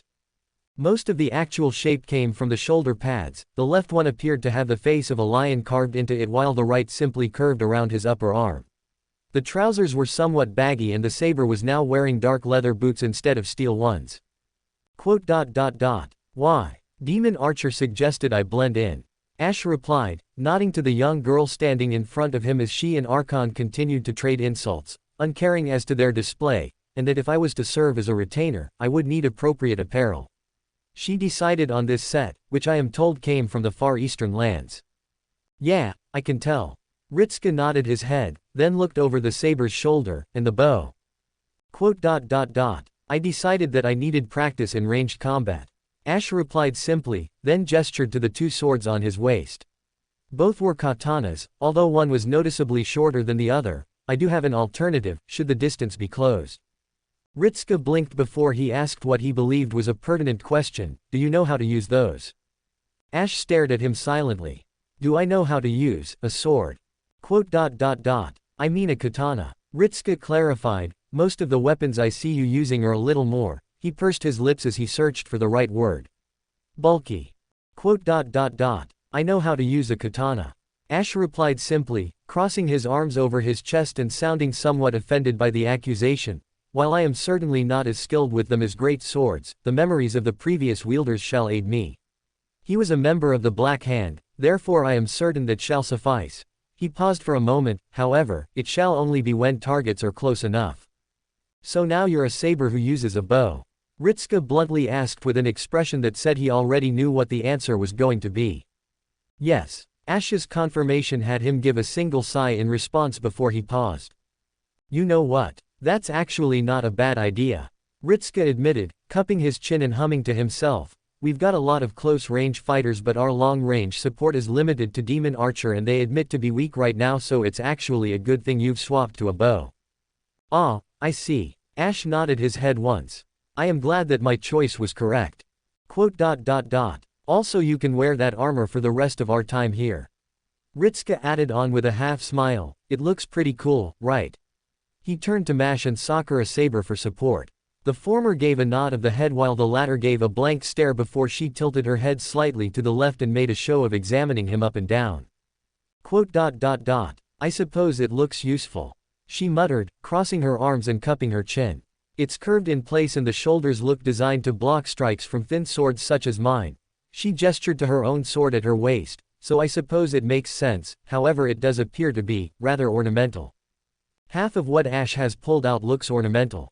Ritsuka effortlessly explained, he's just like that at times. By the way, Ash. The saber tilted his head slightly.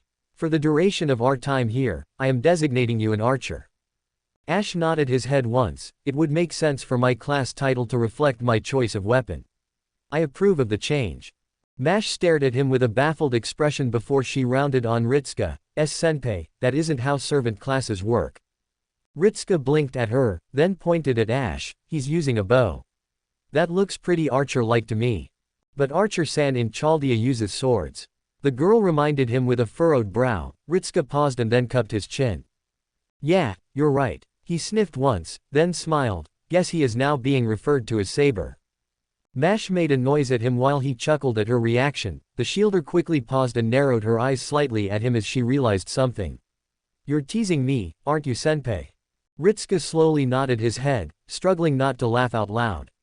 The young girl slumped her shoulders at him but did sport a faint smile of her own. As he turned back around, the noise of Demon Archer and Archon started to fade into the background as they continued to press on. Senpai, one more thing. Mash asked as she jogged up alongside him and leaned forwards. Demon Archer introduced themselves as the Demon King of the Sixth Heaven and their method of combat. Oda Nobunaga, yes, I know. Ritsuka nodded his head, then looked over his shoulder. I'd say I'm surprised but they definitely act like a fool, so the nickname of Fool of Owari makes perfect sense. He turned back around. I'm just coming to terms with the idea that one of the most famous individuals in Japanese history is a little girl who wants to make a bomb out of a teapot. Mash frowned, but if we know their true name. Mash. Ritsuka leaned towards her and wrapped an arm around her shoulder. The girl jolted at the sudden contact but didn't make an effort to pull away. There's a thing called presentation. Nobunaga has already shown that she is very much one for drama. She also tried to conceal her true name, which means she will probably try to make a big show of revealing herself.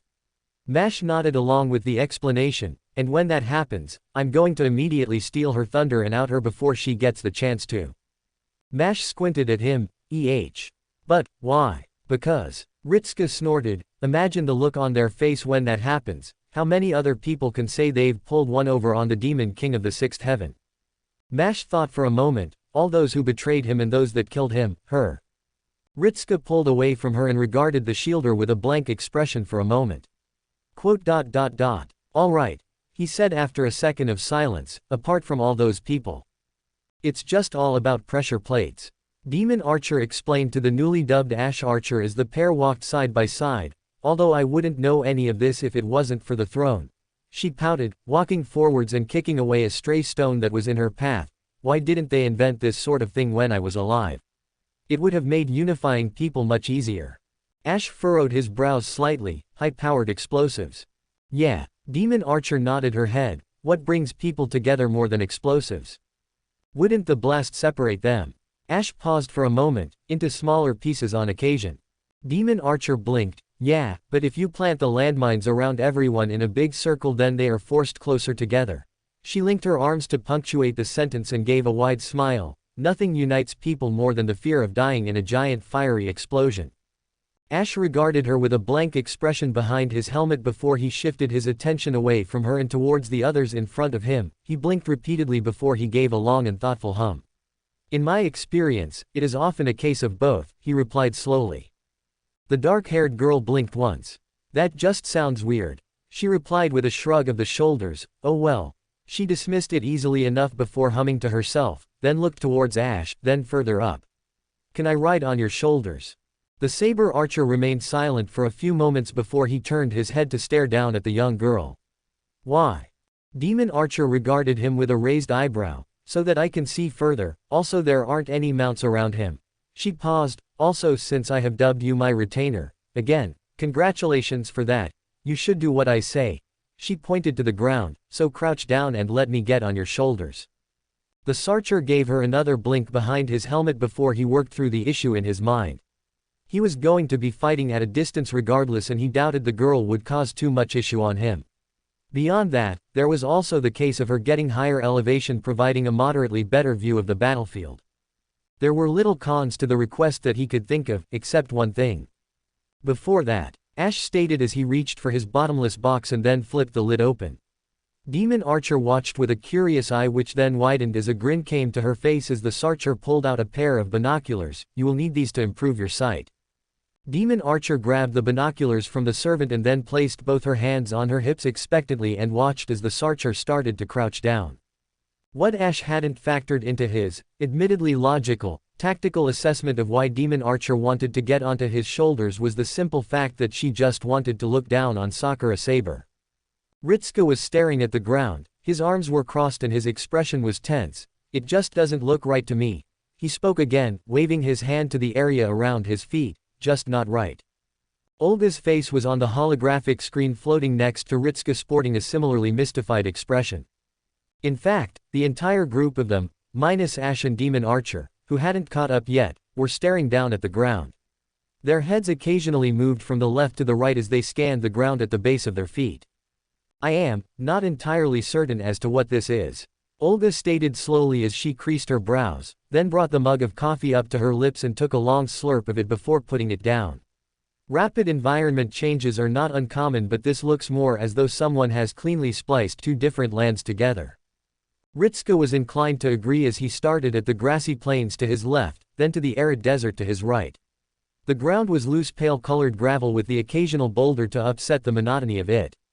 If the location was feeling really adventurous, then it would present them with the distant shape of a dead tree. Maybe this is the work of the Grail. Mash supplied with a look aimed towards Sakura Saber. The woman stared at the ground with an equally dumbfounded expression before she noticed the stares being aimed in her direction. I don't know anything about this. Worth a shot. Ritska sighed, uncrossing his arms and placing his hands on his lips before he turned to Archon. What about you? Archon was silent for a moment before he leaned down and scooped up a handful of gravel before he brought it up and spread his fingers slightly, watching as the debris floated from his fingers and was spread by the breeze. Well, it is no illusion. Ritska grunted in response, then crouched down at the point where the two sections seemed to link up, then looked across the boundary in either direction. The join seemed to go in a straight line along either side of their location and for as far as they could see. Tilting his head slightly, Ritska speared his hand into the intersection point and then pulled aside a handful of gravel and sand as he started to dig down. After a few more seconds, he stopped and wiped his hand on his trouser leg. The others peered over his shoulder at the hole he had made, seeing the dirt on the greenery side seemingly went further down with a perfectly flat face as if cut cleanly with a knife. That ain't right, Ritska commented with absolute surety. Olga regarded him with a dull expression before she shook her head. It does not change much, but if this can occur once then you can expect it to occur again. How are you feeling? A little tired, Ritska replied, slightly confused. I mean physically you dolt. Olga snapped at him, waving an arm in his direction. What's the temperature like? Is it boiling hot? Is it cold? Ritska made an O shape with his mouth before he looked up, raising his hand over his eyebrows and blocking out the light of the sun. Feels a little warm but no different than when I was walking through the field, the master replied as he lowered his head to stare at the hologram. I assume that's good. Yes, Olga nodded. It means that these environmental shifts aren't affecting the climate around them, else you would have required additional assistance to traverse this desert for however far it stretches. Now, what you need to do is, Ritska raised an eyebrow as Olga trailed off. The woman stared just behind him and over his shoulder with what could only be described as a look of exasperated resignation. Following her gaze, Ritska turned his head and looked over his shoulder before his expression dropped into a deadpan, slowly raising himself back to his feet. The other servants followed suit, then stared at the sight that had attracted their attention. Ash regarded them silently, Demon Archer perched on his shoulders, with the Sarcher holding onto her legs, with binoculars in her hands and held to her face, her lips drawn into a thin line as she scanned the location. Ritska heard a dull sound of metal striking metal, turning his gaze just slightly to see Archon with his head lowered and in his hands. To his right he could see Sakura Saber pinching the bridge of her nose but otherwise unsurprised. Then he turned to Mash, who was just staring at the odd duo with a slightly puzzled expression but otherwise unreacting to the display. Demon Archer's head swiveled down towards them, staring at their enlarged faces through the lenses of her binoculars before she frowned and lowered them. Her red eyes glanced at each of the individuals curiously as she tilted her head slightly. What? Ritska stared at her blankly for a few seconds before his expression turned blank and he looked away from her. Nothing. See anything good up here? The girl leaned forwards, then winced as she accidentally touched the spike on top of Ash's helmet. She frowned and then grabbed either side of it and removed it. Ash's face was blank as the woman dropped the helm into the servant's hands. Once that was completed, she leaned forwards and rested her arms atop Ash's head as if he was nothing more than a desk. The Sarcher looked unconcerned with the move and simply held his helmet without making a comment. I have seen a desert. Demon Archer responded in a serious tone of voice. A really big desert. She gestured with a hand across the expanse. It goes on for quite a ways too. Ritska slowly nodded his head as she spoke, then exchanged a glance with Mash before turning back to Demon Archer. Anything else? Say, I don't know, he shrugged. In the desert? He asked with a meaningful tone. Oh, I saw an elephant, she replied with a wave of the hand. It must have been big because it looked really far away too. An elephant. Sakura Saber replied back with a dubious tone of voice. You saw an elephant, in a desert? Yes. Demon Archer nodded before she paused. And isn't this more of a savanna? She pointed out, because it doesn't look all that, you know, sandy. She pointed further along. We've got some dead plant life as well. That's not very deserty. Ah yes. Ritska nodded his head. The dead plants are the important factor here. Forgive me for being tedious, but what were you saying about an elephant? Ah, right. Demon Archer nodded her head, leaning back and staring down at the group imperiously. I spotted a big elephant. Anything else? No. Terrific. Ritska nodded with a slightly strained smile before he turned to the director. What do you think? Maybe a mount for a servant or some sort of magical beast. The woman hummed in response, rubbing her chin in thought. Both are reasonable guesses, but without getting closer we wouldn't be able to get accurate readings. She paused for a moment, then looked around, unless, she muttered before raising her voice, Operator Carrie, have you detected any signs of servants? Quote. Yeah, a groggy voice called back. The normally lively woman sounded as though she was moments away from falling asleep. Yeah, it's, got a couple servant readings ahead of you. Looks like a berserker and a rider along with some of those weird, fucking things. We need a designated name for those things. Olga muttered to herself, then slid back and frowned when Fu jumped up on the monitor and had his face fill the screen. What the get off there? Ignoring the director fighting with Chaldea's resident mascot, Mash decided to speak up. What about Nobus? She suggested, earning a squawk from the archer still sitting atop of Ash. It falls in line with the noises they make. No. Demon Archer all but screamed out, anything but that. Call them what they are. Vermin. That seems a little rude. Ritsuka grunted, although he wasn't looking at anyone as he made the comment. Instead, watching as Fu hissed at the director as she tried to move him away from the screen, the woman made a whimpering noise and slid back for some odd reason. We could call them noblets. Archon slowly turned his head towards Ritsuka. Noblets. Or noblite. Ritsuka added on with a shrug of his shoulders, tilting his head and furrowing his brows as the director gave up and merely scooted Fu to the side so that he could still see the screen, whichever sounds better. Noblite sounds appropriate, Sakura Saber offered with a trace of a smile. They are smaller versions of a full-grown Nobu. Go cough up your lungs somewhere. Demon Archer growled from atop Sarcher's shoulders, crossing her arms and looking away with a pout. You're just mad that I have to look down the end of my nose at you. Sakura Saber sighed in response while shaking her head, indicating that she didn't believe the accusation as one that she could dignify with a response. Then slowly craned her head towards Archon, raising a curious eyebrow before pursing her lips and dismissing whatever thought she had in her head. All right. Ritsuka raised his hands while he stepped in front of Demon Archer, giving her a placating expression. We can discuss who has the high ground later. For now I'm going to say we have a look at the giant elephant in the distance. He turned and looked at the others. That's a decent enough idea, right? I do not believe we have very many options.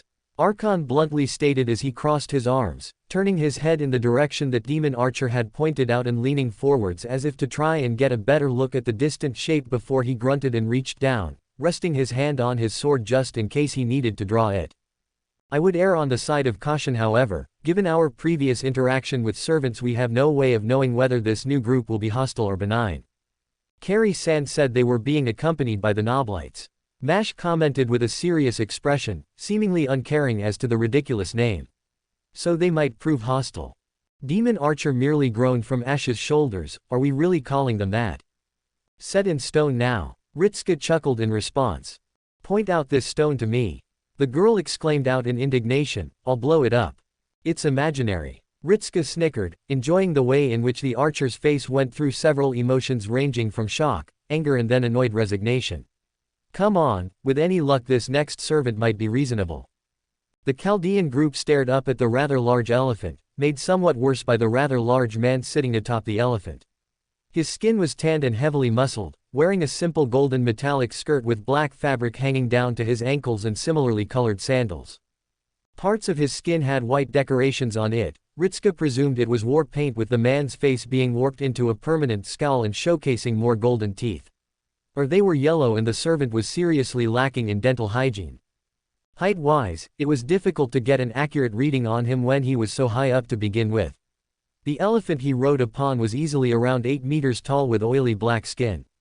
A rather intimidating sight as it stared down at the group with pure white eyes and a rumbling noise from its throat.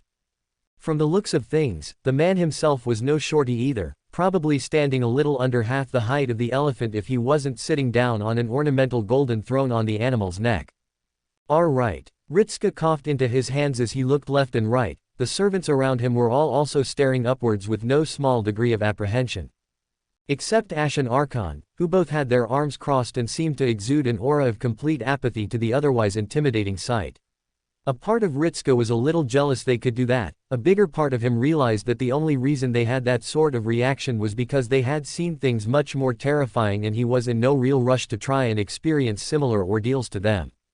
Hello. Ritsuka called out, adopting the Sigward school of diplomacy. Walking up to someone and shouting out a greeting at the top of your lungs. I am Ritska of Chaldea. He carried on, then gestured to Shielder next to him, Mash of Chaldea. Then further down the line, Ash of Lothric, Archon of Lordran, Saber of Sakura and Archer of Demons. Very impressive greeting, Senpai. Mash cheered from his side with a confident nod of the head. Thanks, been watching Sigward for tips. He whispered back to her before turning towards the large man once again and sporting a wide smile. We come to greet you in the name of peace. He called back up, do you know where we are? The servant stared down at them, his arms crossed in front of his wide chest and a scowl fixed upon his face. After what felt like ages he eventually opened his mouth. Ritska stared back at the noise which echoed out from the servant's mouth. Bear with us 1 second. Ritska raised his finger, then waved his servants closer to him, forming a small huddle. Okay, so my steam train is a little rusty, did anyone catch what he said? That was a language. Demon Archer couldn't help but blurt out in surprise as she sent a baffled look towards the servant atop the elephant and then back to the group. I thought he sneezed. Must be one hell of a cold then. Ritska muttered to himself before shaking his head. No, I think this is a language. Lancelot does this sometimes as well. Just stares at you and makes these weird noises so. He turned back around. Excuse me good sir. Might I ask, are you a berserker by chance? The servant nodded his head once, then opened his mouth and bellowed forth another sentence that sounded like a hand grenade going off. Ritska maintained a polite smile and responded with a nod of the head before swinging his attention back to the huddle. Alright, so that answers that question. It's madness enhancement. He tapped the side of his head, must be messing with his ability to speak. Damn, that sucks. Demon Archer grunted, reaching up and cupping her chin in thought. Wait, so, how do we ask him for directions? Does anyone know sign language? She got shakes of the head in response. TCH, well that's put a crinkle in an otherwise perfect strategy of mine. She grumbled in response. Perfect strategies aside, perhaps I can be of assistance. A bored voice echoed out from the direction of the berserker. The group turned to see the familiar long-haired form of Medusa standing next to the man. Ritska blinked once at her. Medusa. Yes, it is I, the woman sighed, closing her eyes and looking skywards. Sonata Medusa. Oh wow. Ritska whispered in a strained tone of voice at the lack of effort put into the name. This is my boss, she continued on, either not hearing Ritska's comment or simply not caring about it. Takeda Darius. Darius. Ritska commented again, then looked at Mash with a tilt of the head. Possibly Darius III. Mash explained quietly, famous rival to Alexander the Great. Alright. He turned back to Medusa. So, Sonata. What were you saying a moment ago? I can translate what my boss is saying. She replied casually, looking up once again towards the berserker as he stared at the group before he made a series of deep metallic grunts which sounded like someone taking a sledgehammer to a car. You have trespassed on my land, so says my boss. Explain yourselves at once, so says my boss. Ritska blinked once, then placed his hands on his hips and bowed his head slightly. You have my most heartfelt apologies, Takeda Darius. We did not know this was your hand. If we had, we would have moved to venture around it. However, our time is short and we hope to be granted passage through these. The boy sent a mild glance across the wasteland. Great lands. You don't need to force yourself. Sonata mumbled to him with a sympathetic expression before she looked up towards Takeda Darius. The man made a rumbling noise with his throat that sounded like a car trying, and failing, to ignite. The man then pointed at Demon Archer and made an even louder growling noise that would have had a lion turn tail and run. That doesn't sound good. Ritska mumbled to Mash under his breath with a slightly nervous voice. I even tried to lay it on thick with the whole diplomatic approach. It sounded very professional, Centipede. Mash praised him with an earnest smile. Perhaps he recognized your sarcasm when you made a comment about this arid wasteland. Archon muttered from behind him. Takeda Darius paused, then pointed at Archon with an even fiercer scowl on his face and almost ranting at this point. Sakura Saber released a sigh, then turned to Archon. Did you have to say that out loud? Archon didn't respond for a moment, dropping his hand towards his sword and then humming once. No, but I am feeling my patience wane as of late and thus withholding my opinion from humans is growing increasingly difficult. Sonata Medusa continued to stare up at Takeda Darius before she nodded her head and turned back to the group. Your words are pretty but they do not match your actions. If you truly intended to cause me no harm, you would not have brought my greatest rival, the fool of a warrior, and you would have kept your retainer from insulting my lands, so says my boss. Demon Archer made a face. Greatest rival. She squinted at him. I don't even know who you are.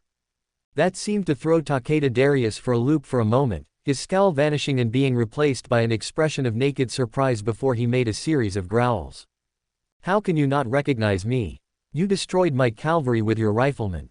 So says my boss. Sanada translated before she turned around and looked over her shoulder, but this time I have. Sanada looked hesitant to speak before she sighed dramatically and turned back around, but this time, I have the advantage. So says my boss. The group, as one, all leaned their bodies to the side in order to get a decent look at the large number of noblites that were crowded around the space behind Takeda Darius. The group leaned back and then stared up at the giant man who was grinning down at them victoriously. I'm telling you, it doesn't ring a bell. Demon Archer replied with a shrug of the shoulders, then looked down at Ash. What about you? Do you know this guy? You are the one he claims to have history with. Ash responded honestly as he stared at the giant man head on without flinching or looking away. Until this encounter, I have never seen him before. If neither of us can remember meeting him, then we can't have met him. Demon Archer decided as she looked back up at the berserker. Sorry to say, I think I'd remember fighting a cavalry unit full of elephants though. She paused and frowned. I mean, it doesn't sound like the sort of thing anyone would forget anytime soon, right? Takeda Darius made another furious roar in response. How dare you forget me, you imbecile? So says my boss. Sanada rattled off without any emotion in her voice. I could not bear the shame of my defeat at your hands and chose death over dishonor. Demon Archer made a face at him. Wait, Takeda, she hummed, scratching her chin and looking upwards for a moment before she snapped her fingers and pointed towards him. Katsuyori, right. When the giant gave a pleased smirk, Demon Archer grimaced slightly and pointedly looked him up and down. What the heck happened? You've gained like 500 pounds. Takeda Darius sputtered in response and waved an arm in the air while grunting. Don't change the subject, so says my boss. Sanada helpfully translated. This is about me finally taking my vengeance against you for all that you have done to wrong me, so says me boss. What? Demon Archer exclaimed in shock, then pointed at him. You killed yourself. How is that my fault? Takeda Darius released a long and bellowing roar in response. Your defeat of my army destroyed my dreams and aspirations. I might have ended my existence, but you brought about the ruin of my life. So says my. Sanada Medusa trailed off with a sigh, waving a hand at Takeda. You get the general idea by this point, don't you? She directed the question towards Ritsuka and the others, all of whom nodded in response. This sounds like a personal vendetta. Archon whispered from beside Ritsuka. I am of the opinion we let them fight amongst themselves and carry on. Mash frowned slightly, but Demon Archer is weak right now. What if she dies? Archon pointedly remained silent before he tilted his head. I thought that was implied when I said to leave them alone. Ritsuka sighed and pinched the bridge of his nose. We're not leaving her alone to fight, Darius or whatever he's calling himself. He stated in response before he dropped his hand back to his side. We don't even need to fight, we can just walk right on past them if we act in a reasonable manner. This man does not strike me as reasonable. Sakura Saber informed him. Takeda Darius appears to have a rather substantial grudge against Demon Archer. I fear this might come to blows and that will likely end up involving all of us. Probably not her. Archon grunted at his nodding in the direction of Sanada Medusa. She looks as though she would prefer to be anywhere but here. Indeed, her face dropped so low that Ritsuka was sure that it was close to sliding off her head entirely. Probably. Ritsuka mumbled back, then nodded past Darius to the small legion of noblites. What about those guys? Think they will sit it out? Archon's silence was telling. The way he had been tense the entire time that they had been speaking was already evidence enough that he didn't believe a lack of conflict was possible. Unlikely. He admitted quietly, however their prowess in battle is limited. Ritsuka gave him a dubious look. Didn't one of them shoot Ash in the face and then catch you by surprise? Archon's hand clenched into a fist. That was unexpected. You do not expect a rat to pull forth a crossbow and loosen a bolt at you. Why would I account for some failed chaos demon to pull forth a ranged weapon and discharge it? He argued back hotly. In truth he was a little embarrassed he had failed to account for the possibility their intruder would prove a credible threat. The master raised his hands in a sign of surrender. I'm just saying, they might look like freaky little gremlin things but they might still be a bit dangerous. He shrugged his shoulders. How many do you think there are? 205. Ash commented from their left. I have spent the last few minutes counting them. Huh, well, there we are then. Ritska muttered in response, placing his hands on his hips and turning to face the Sarcher fully. How is it going? We sort of started doing our own thing over here. Ash awkwardly turned his head, prompting Demon Archer to make a surprised gasp and then slap the top of his head. Don't move around so much down there. She ordered. I'm trying to explain to this idiot that it's not my fault he couldn't defeat my rifle formations. Not waiting for a response, she rounded on Takeda Darius once again with a fresh wave of insults and excuses. The Sarcher remained blank-faced for a moment before he replied, I believe it is going poorly. Surprise of the century. Ritska chuffed, shaking his head and looking up at Takeda Darius, then stepping forwards. Takeda Darius. Might I beg an audience with you? Takeda Darius paused in whatever he was saying to turn and face Ritska, inclining his head for a moment before he growled and pointed at Demon Archer. Unless you are about to announce your betrayal of this fool, then I will not hear of it. Sonata Medusa supplied, I will have my vengeance against the fool of Awari and claim this land as my own. Bah! Demon Archer waved her arm. You can plant your flag in the Arctic for all I care. I still wouldn't be interested in it. Spreading her arms wide, she gestured widely to their surroundings. There's nothing here but gravel and dead trees. You just don't see inner beauty. Sonata Medusa translated the latest growling, although she also looked dubious as to the validity of the words as she squinted at the ground. This is getting absurd. Demon Archer finally spoke the words that everyone was thinking as she stabbed a finger at the man. You're just making this up now. I bet you aren't even Castiori. You don't even look like him. She then pointed at Sonata Medusa, and who the heck are you? Sonata Medusa. What, like Yukimura? Demon Archer accused with a wave of the hand. This is madness. You don't even have a spear. There was a silence. Also, you're a girl. Ritska gave her an odd look. Are you actually going to play that card? He asked with an expression of utmost seriousness. I'm not joking, are you for real? What? Demon Archer gave him an odd look as she pointed at Sonata Medusa. Sonda Yukimura was a guy. I met him. She paused, realizing she was coming close to revealing her true name, and then coughed loudly while looking left and right. I mean, how could such a famous man actually end up a woman? That time, everyone failed to meet her eyes. Even Takeda Darius was staring at his fingertips and picking dirt from underneath his nails. What? Demon Archer paused and she looked around. What did I say? She then turned to Sakura Saber. You get what I mean, right? Sakura Saber just gave her a very pointed look. Oh, ooh. She realized and nodded her head, pursing her lips. My mistake, never mind. This is getting surreal. Ritska grumbled into his hands as he pressed them flat against his face, letting loose a long and tired sigh before he raised up his communicator and pressed the on switch. Hey, can we get some? He cut himself off and squinted at the screen. Are you eating croissants? Olga paused, crumbs littering the area around her mouth. And no. Her voice was slightly muffled by the fact she still had food in her mouth. She quickly gulped it down and then wiped her face to ensure it was spotless, unfortunately missing a small trace around her right side, and facing the screen with an air of professionalism. Unhelped by the fact he could see Fu snacking away on a piece of croissant next to her, implying that she had most likely bribed the animal into leaving her alone. Can we get some coffee? Ray shifted down. No. Olga denied instantly, giving him her patented, "Are you stupid?" expression, which was swiftly followed by, "Are you stupid? I am not wasting precious energy to ray shift a single thermos of coffee down to your location. Our readings indicate you are within a few miles of a town. See what you might be able to discover there." She paused. And what of the servants you have encountered? Ritska gave her a flat look before he raised his head and stared at Darius and Medusa. They're a little strange. But otherwise we haven't gotten into a fight yet. Good. Olga grunted as she nodded her head. The last thing we need is further. She cut herself off and looked to the side. You have a servant reading coming in fast to your location. It looks airborne, so be aware of any.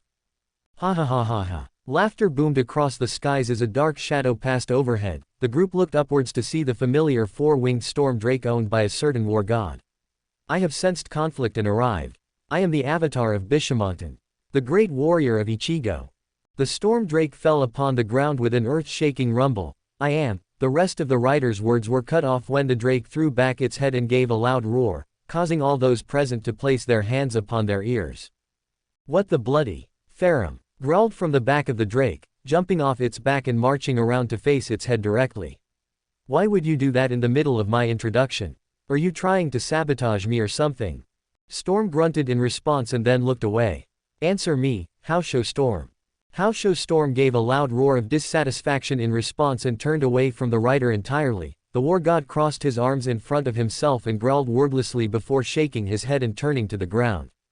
The two groups stared at the new arrival before the man coughed into his fist, as I was saying. Flashing his sword spear into existence, he twirled the weapon in his grasp before planting it in the ground like a flag with the blade pointed skywards. I am Ichigo's god of war. Nagao Ferratora. Ritsuka silently stared at the man, then heard the clanging of metal striking metal. This time Archon had both his hands over his helmet. The Silver Knight released a long and painful groan before he turned around and started to pace away from them. Really? Demon Archer raised an eyebrow before she squinted at the man. Well, I guess you do sort of look a little intimidating, she muttered in response before pointing at Storm, but what the heck sort of mount is that? Haosho Storm. Ferratora replied innocently, then looked up at the drake. Isn't that right? Haosho Storm grunted in annoyance at the name, prompting a hiss from the war god. Don't complain about the name. It's very dignified. Haosho Storm released another growl before they jerked their head towards the rider. Haosho Arashi. Ferratora titled their head. Well, I suppose it means the same thing, but Haosho Storm released a quiet rumble. Ferratora sighed and ran a hand through their long white hair. Fine, Haosho Arashi it is. The drake leaned back, preening at the victory it had achieved. As I was saying, Ferratora turned around, thumping a hand into their chest. I am Nagao Ferratora. He then pointed at Takeda Darius. I have come to face you in the field of battle, my fated rival. Takeda Darius released a loud roar in response and then snapped at the reins of his elephant. The beast reared back and stomped their feet as they tensed themselves for a battle. I believe they intend to do battle. Ash stated as he started to walk backwards, egged on by Demon Archer tapping on his head while saying, reverse, repeatedly. Probably. Ritsuka watched as black smoke started to leak from Haosho Arashi's beaked mouth. A crackle of fire flickering from their nose holes soon followed. I'd suggest we make a hasty retreat. Can we do it while still watching? Demon Archer asked as the group slowly started to make their way around the two titans as they faced off against one another. Nagao Ferratora's spear positively exploded with bright golden lightning as the man twirled it and leveled the weapon towards Takeda Darius. Because this looks sort of cool. Demon Archer grinned from atop Ash's shoulders, placing her hands on her hips and grinning wildly. When else will you get to see a dragon fight an elephant? Ritsuka paused for a moment. Good point, well made. He admitted, then jerked a thumb over his shoulder. New plan everyone, we're gonna practice backwards walking. Is that safe, senpai? Mash asked worriedly from his side. The master merely snorted in response but didn't comment on it further. Nagao Ferratora launched himself forwards at the same time Takeda Darius manifested a pair of gigantic single-bladed axes and hurled himself from the top of his elephant at the rider. The two met midair in an epic clash which had the winds buffeting around them. At the same time, Haosho Arashi kicked off the ground and leapt towards the elephant, which released a bellow from its trunk and then charged the drake, crashing into it in a tackle. That mash. Ritsuka responded while grinning wildly. That is why we are practicing our backwards walking. Archon grunted and started to walk forwards like a normal person. Then tripped over a large stone and face planted the ground. Are you alright? Sakura Saber asked as she crouched down at his side. Her only response was a deeply annoyed sigh echoing out from the helmet. Archon hated everything to do with this singularity right now. And, hey. Gonna be fun when they actually summon Nagao Kagetora in like, a while. Anyway, poor Archon, a victim of the Guda Guda cycle while Ash is somehow taking to it like a fish takes to water. For more thrilling fanfiction stories like this, check out my channel Fanfic Audiobook. Dive into epic adventures, mysterious realms, and legendary journeys brought to life through immersive storytelling. Don't forget to like, share, and subscribe for more amazing audiobooks.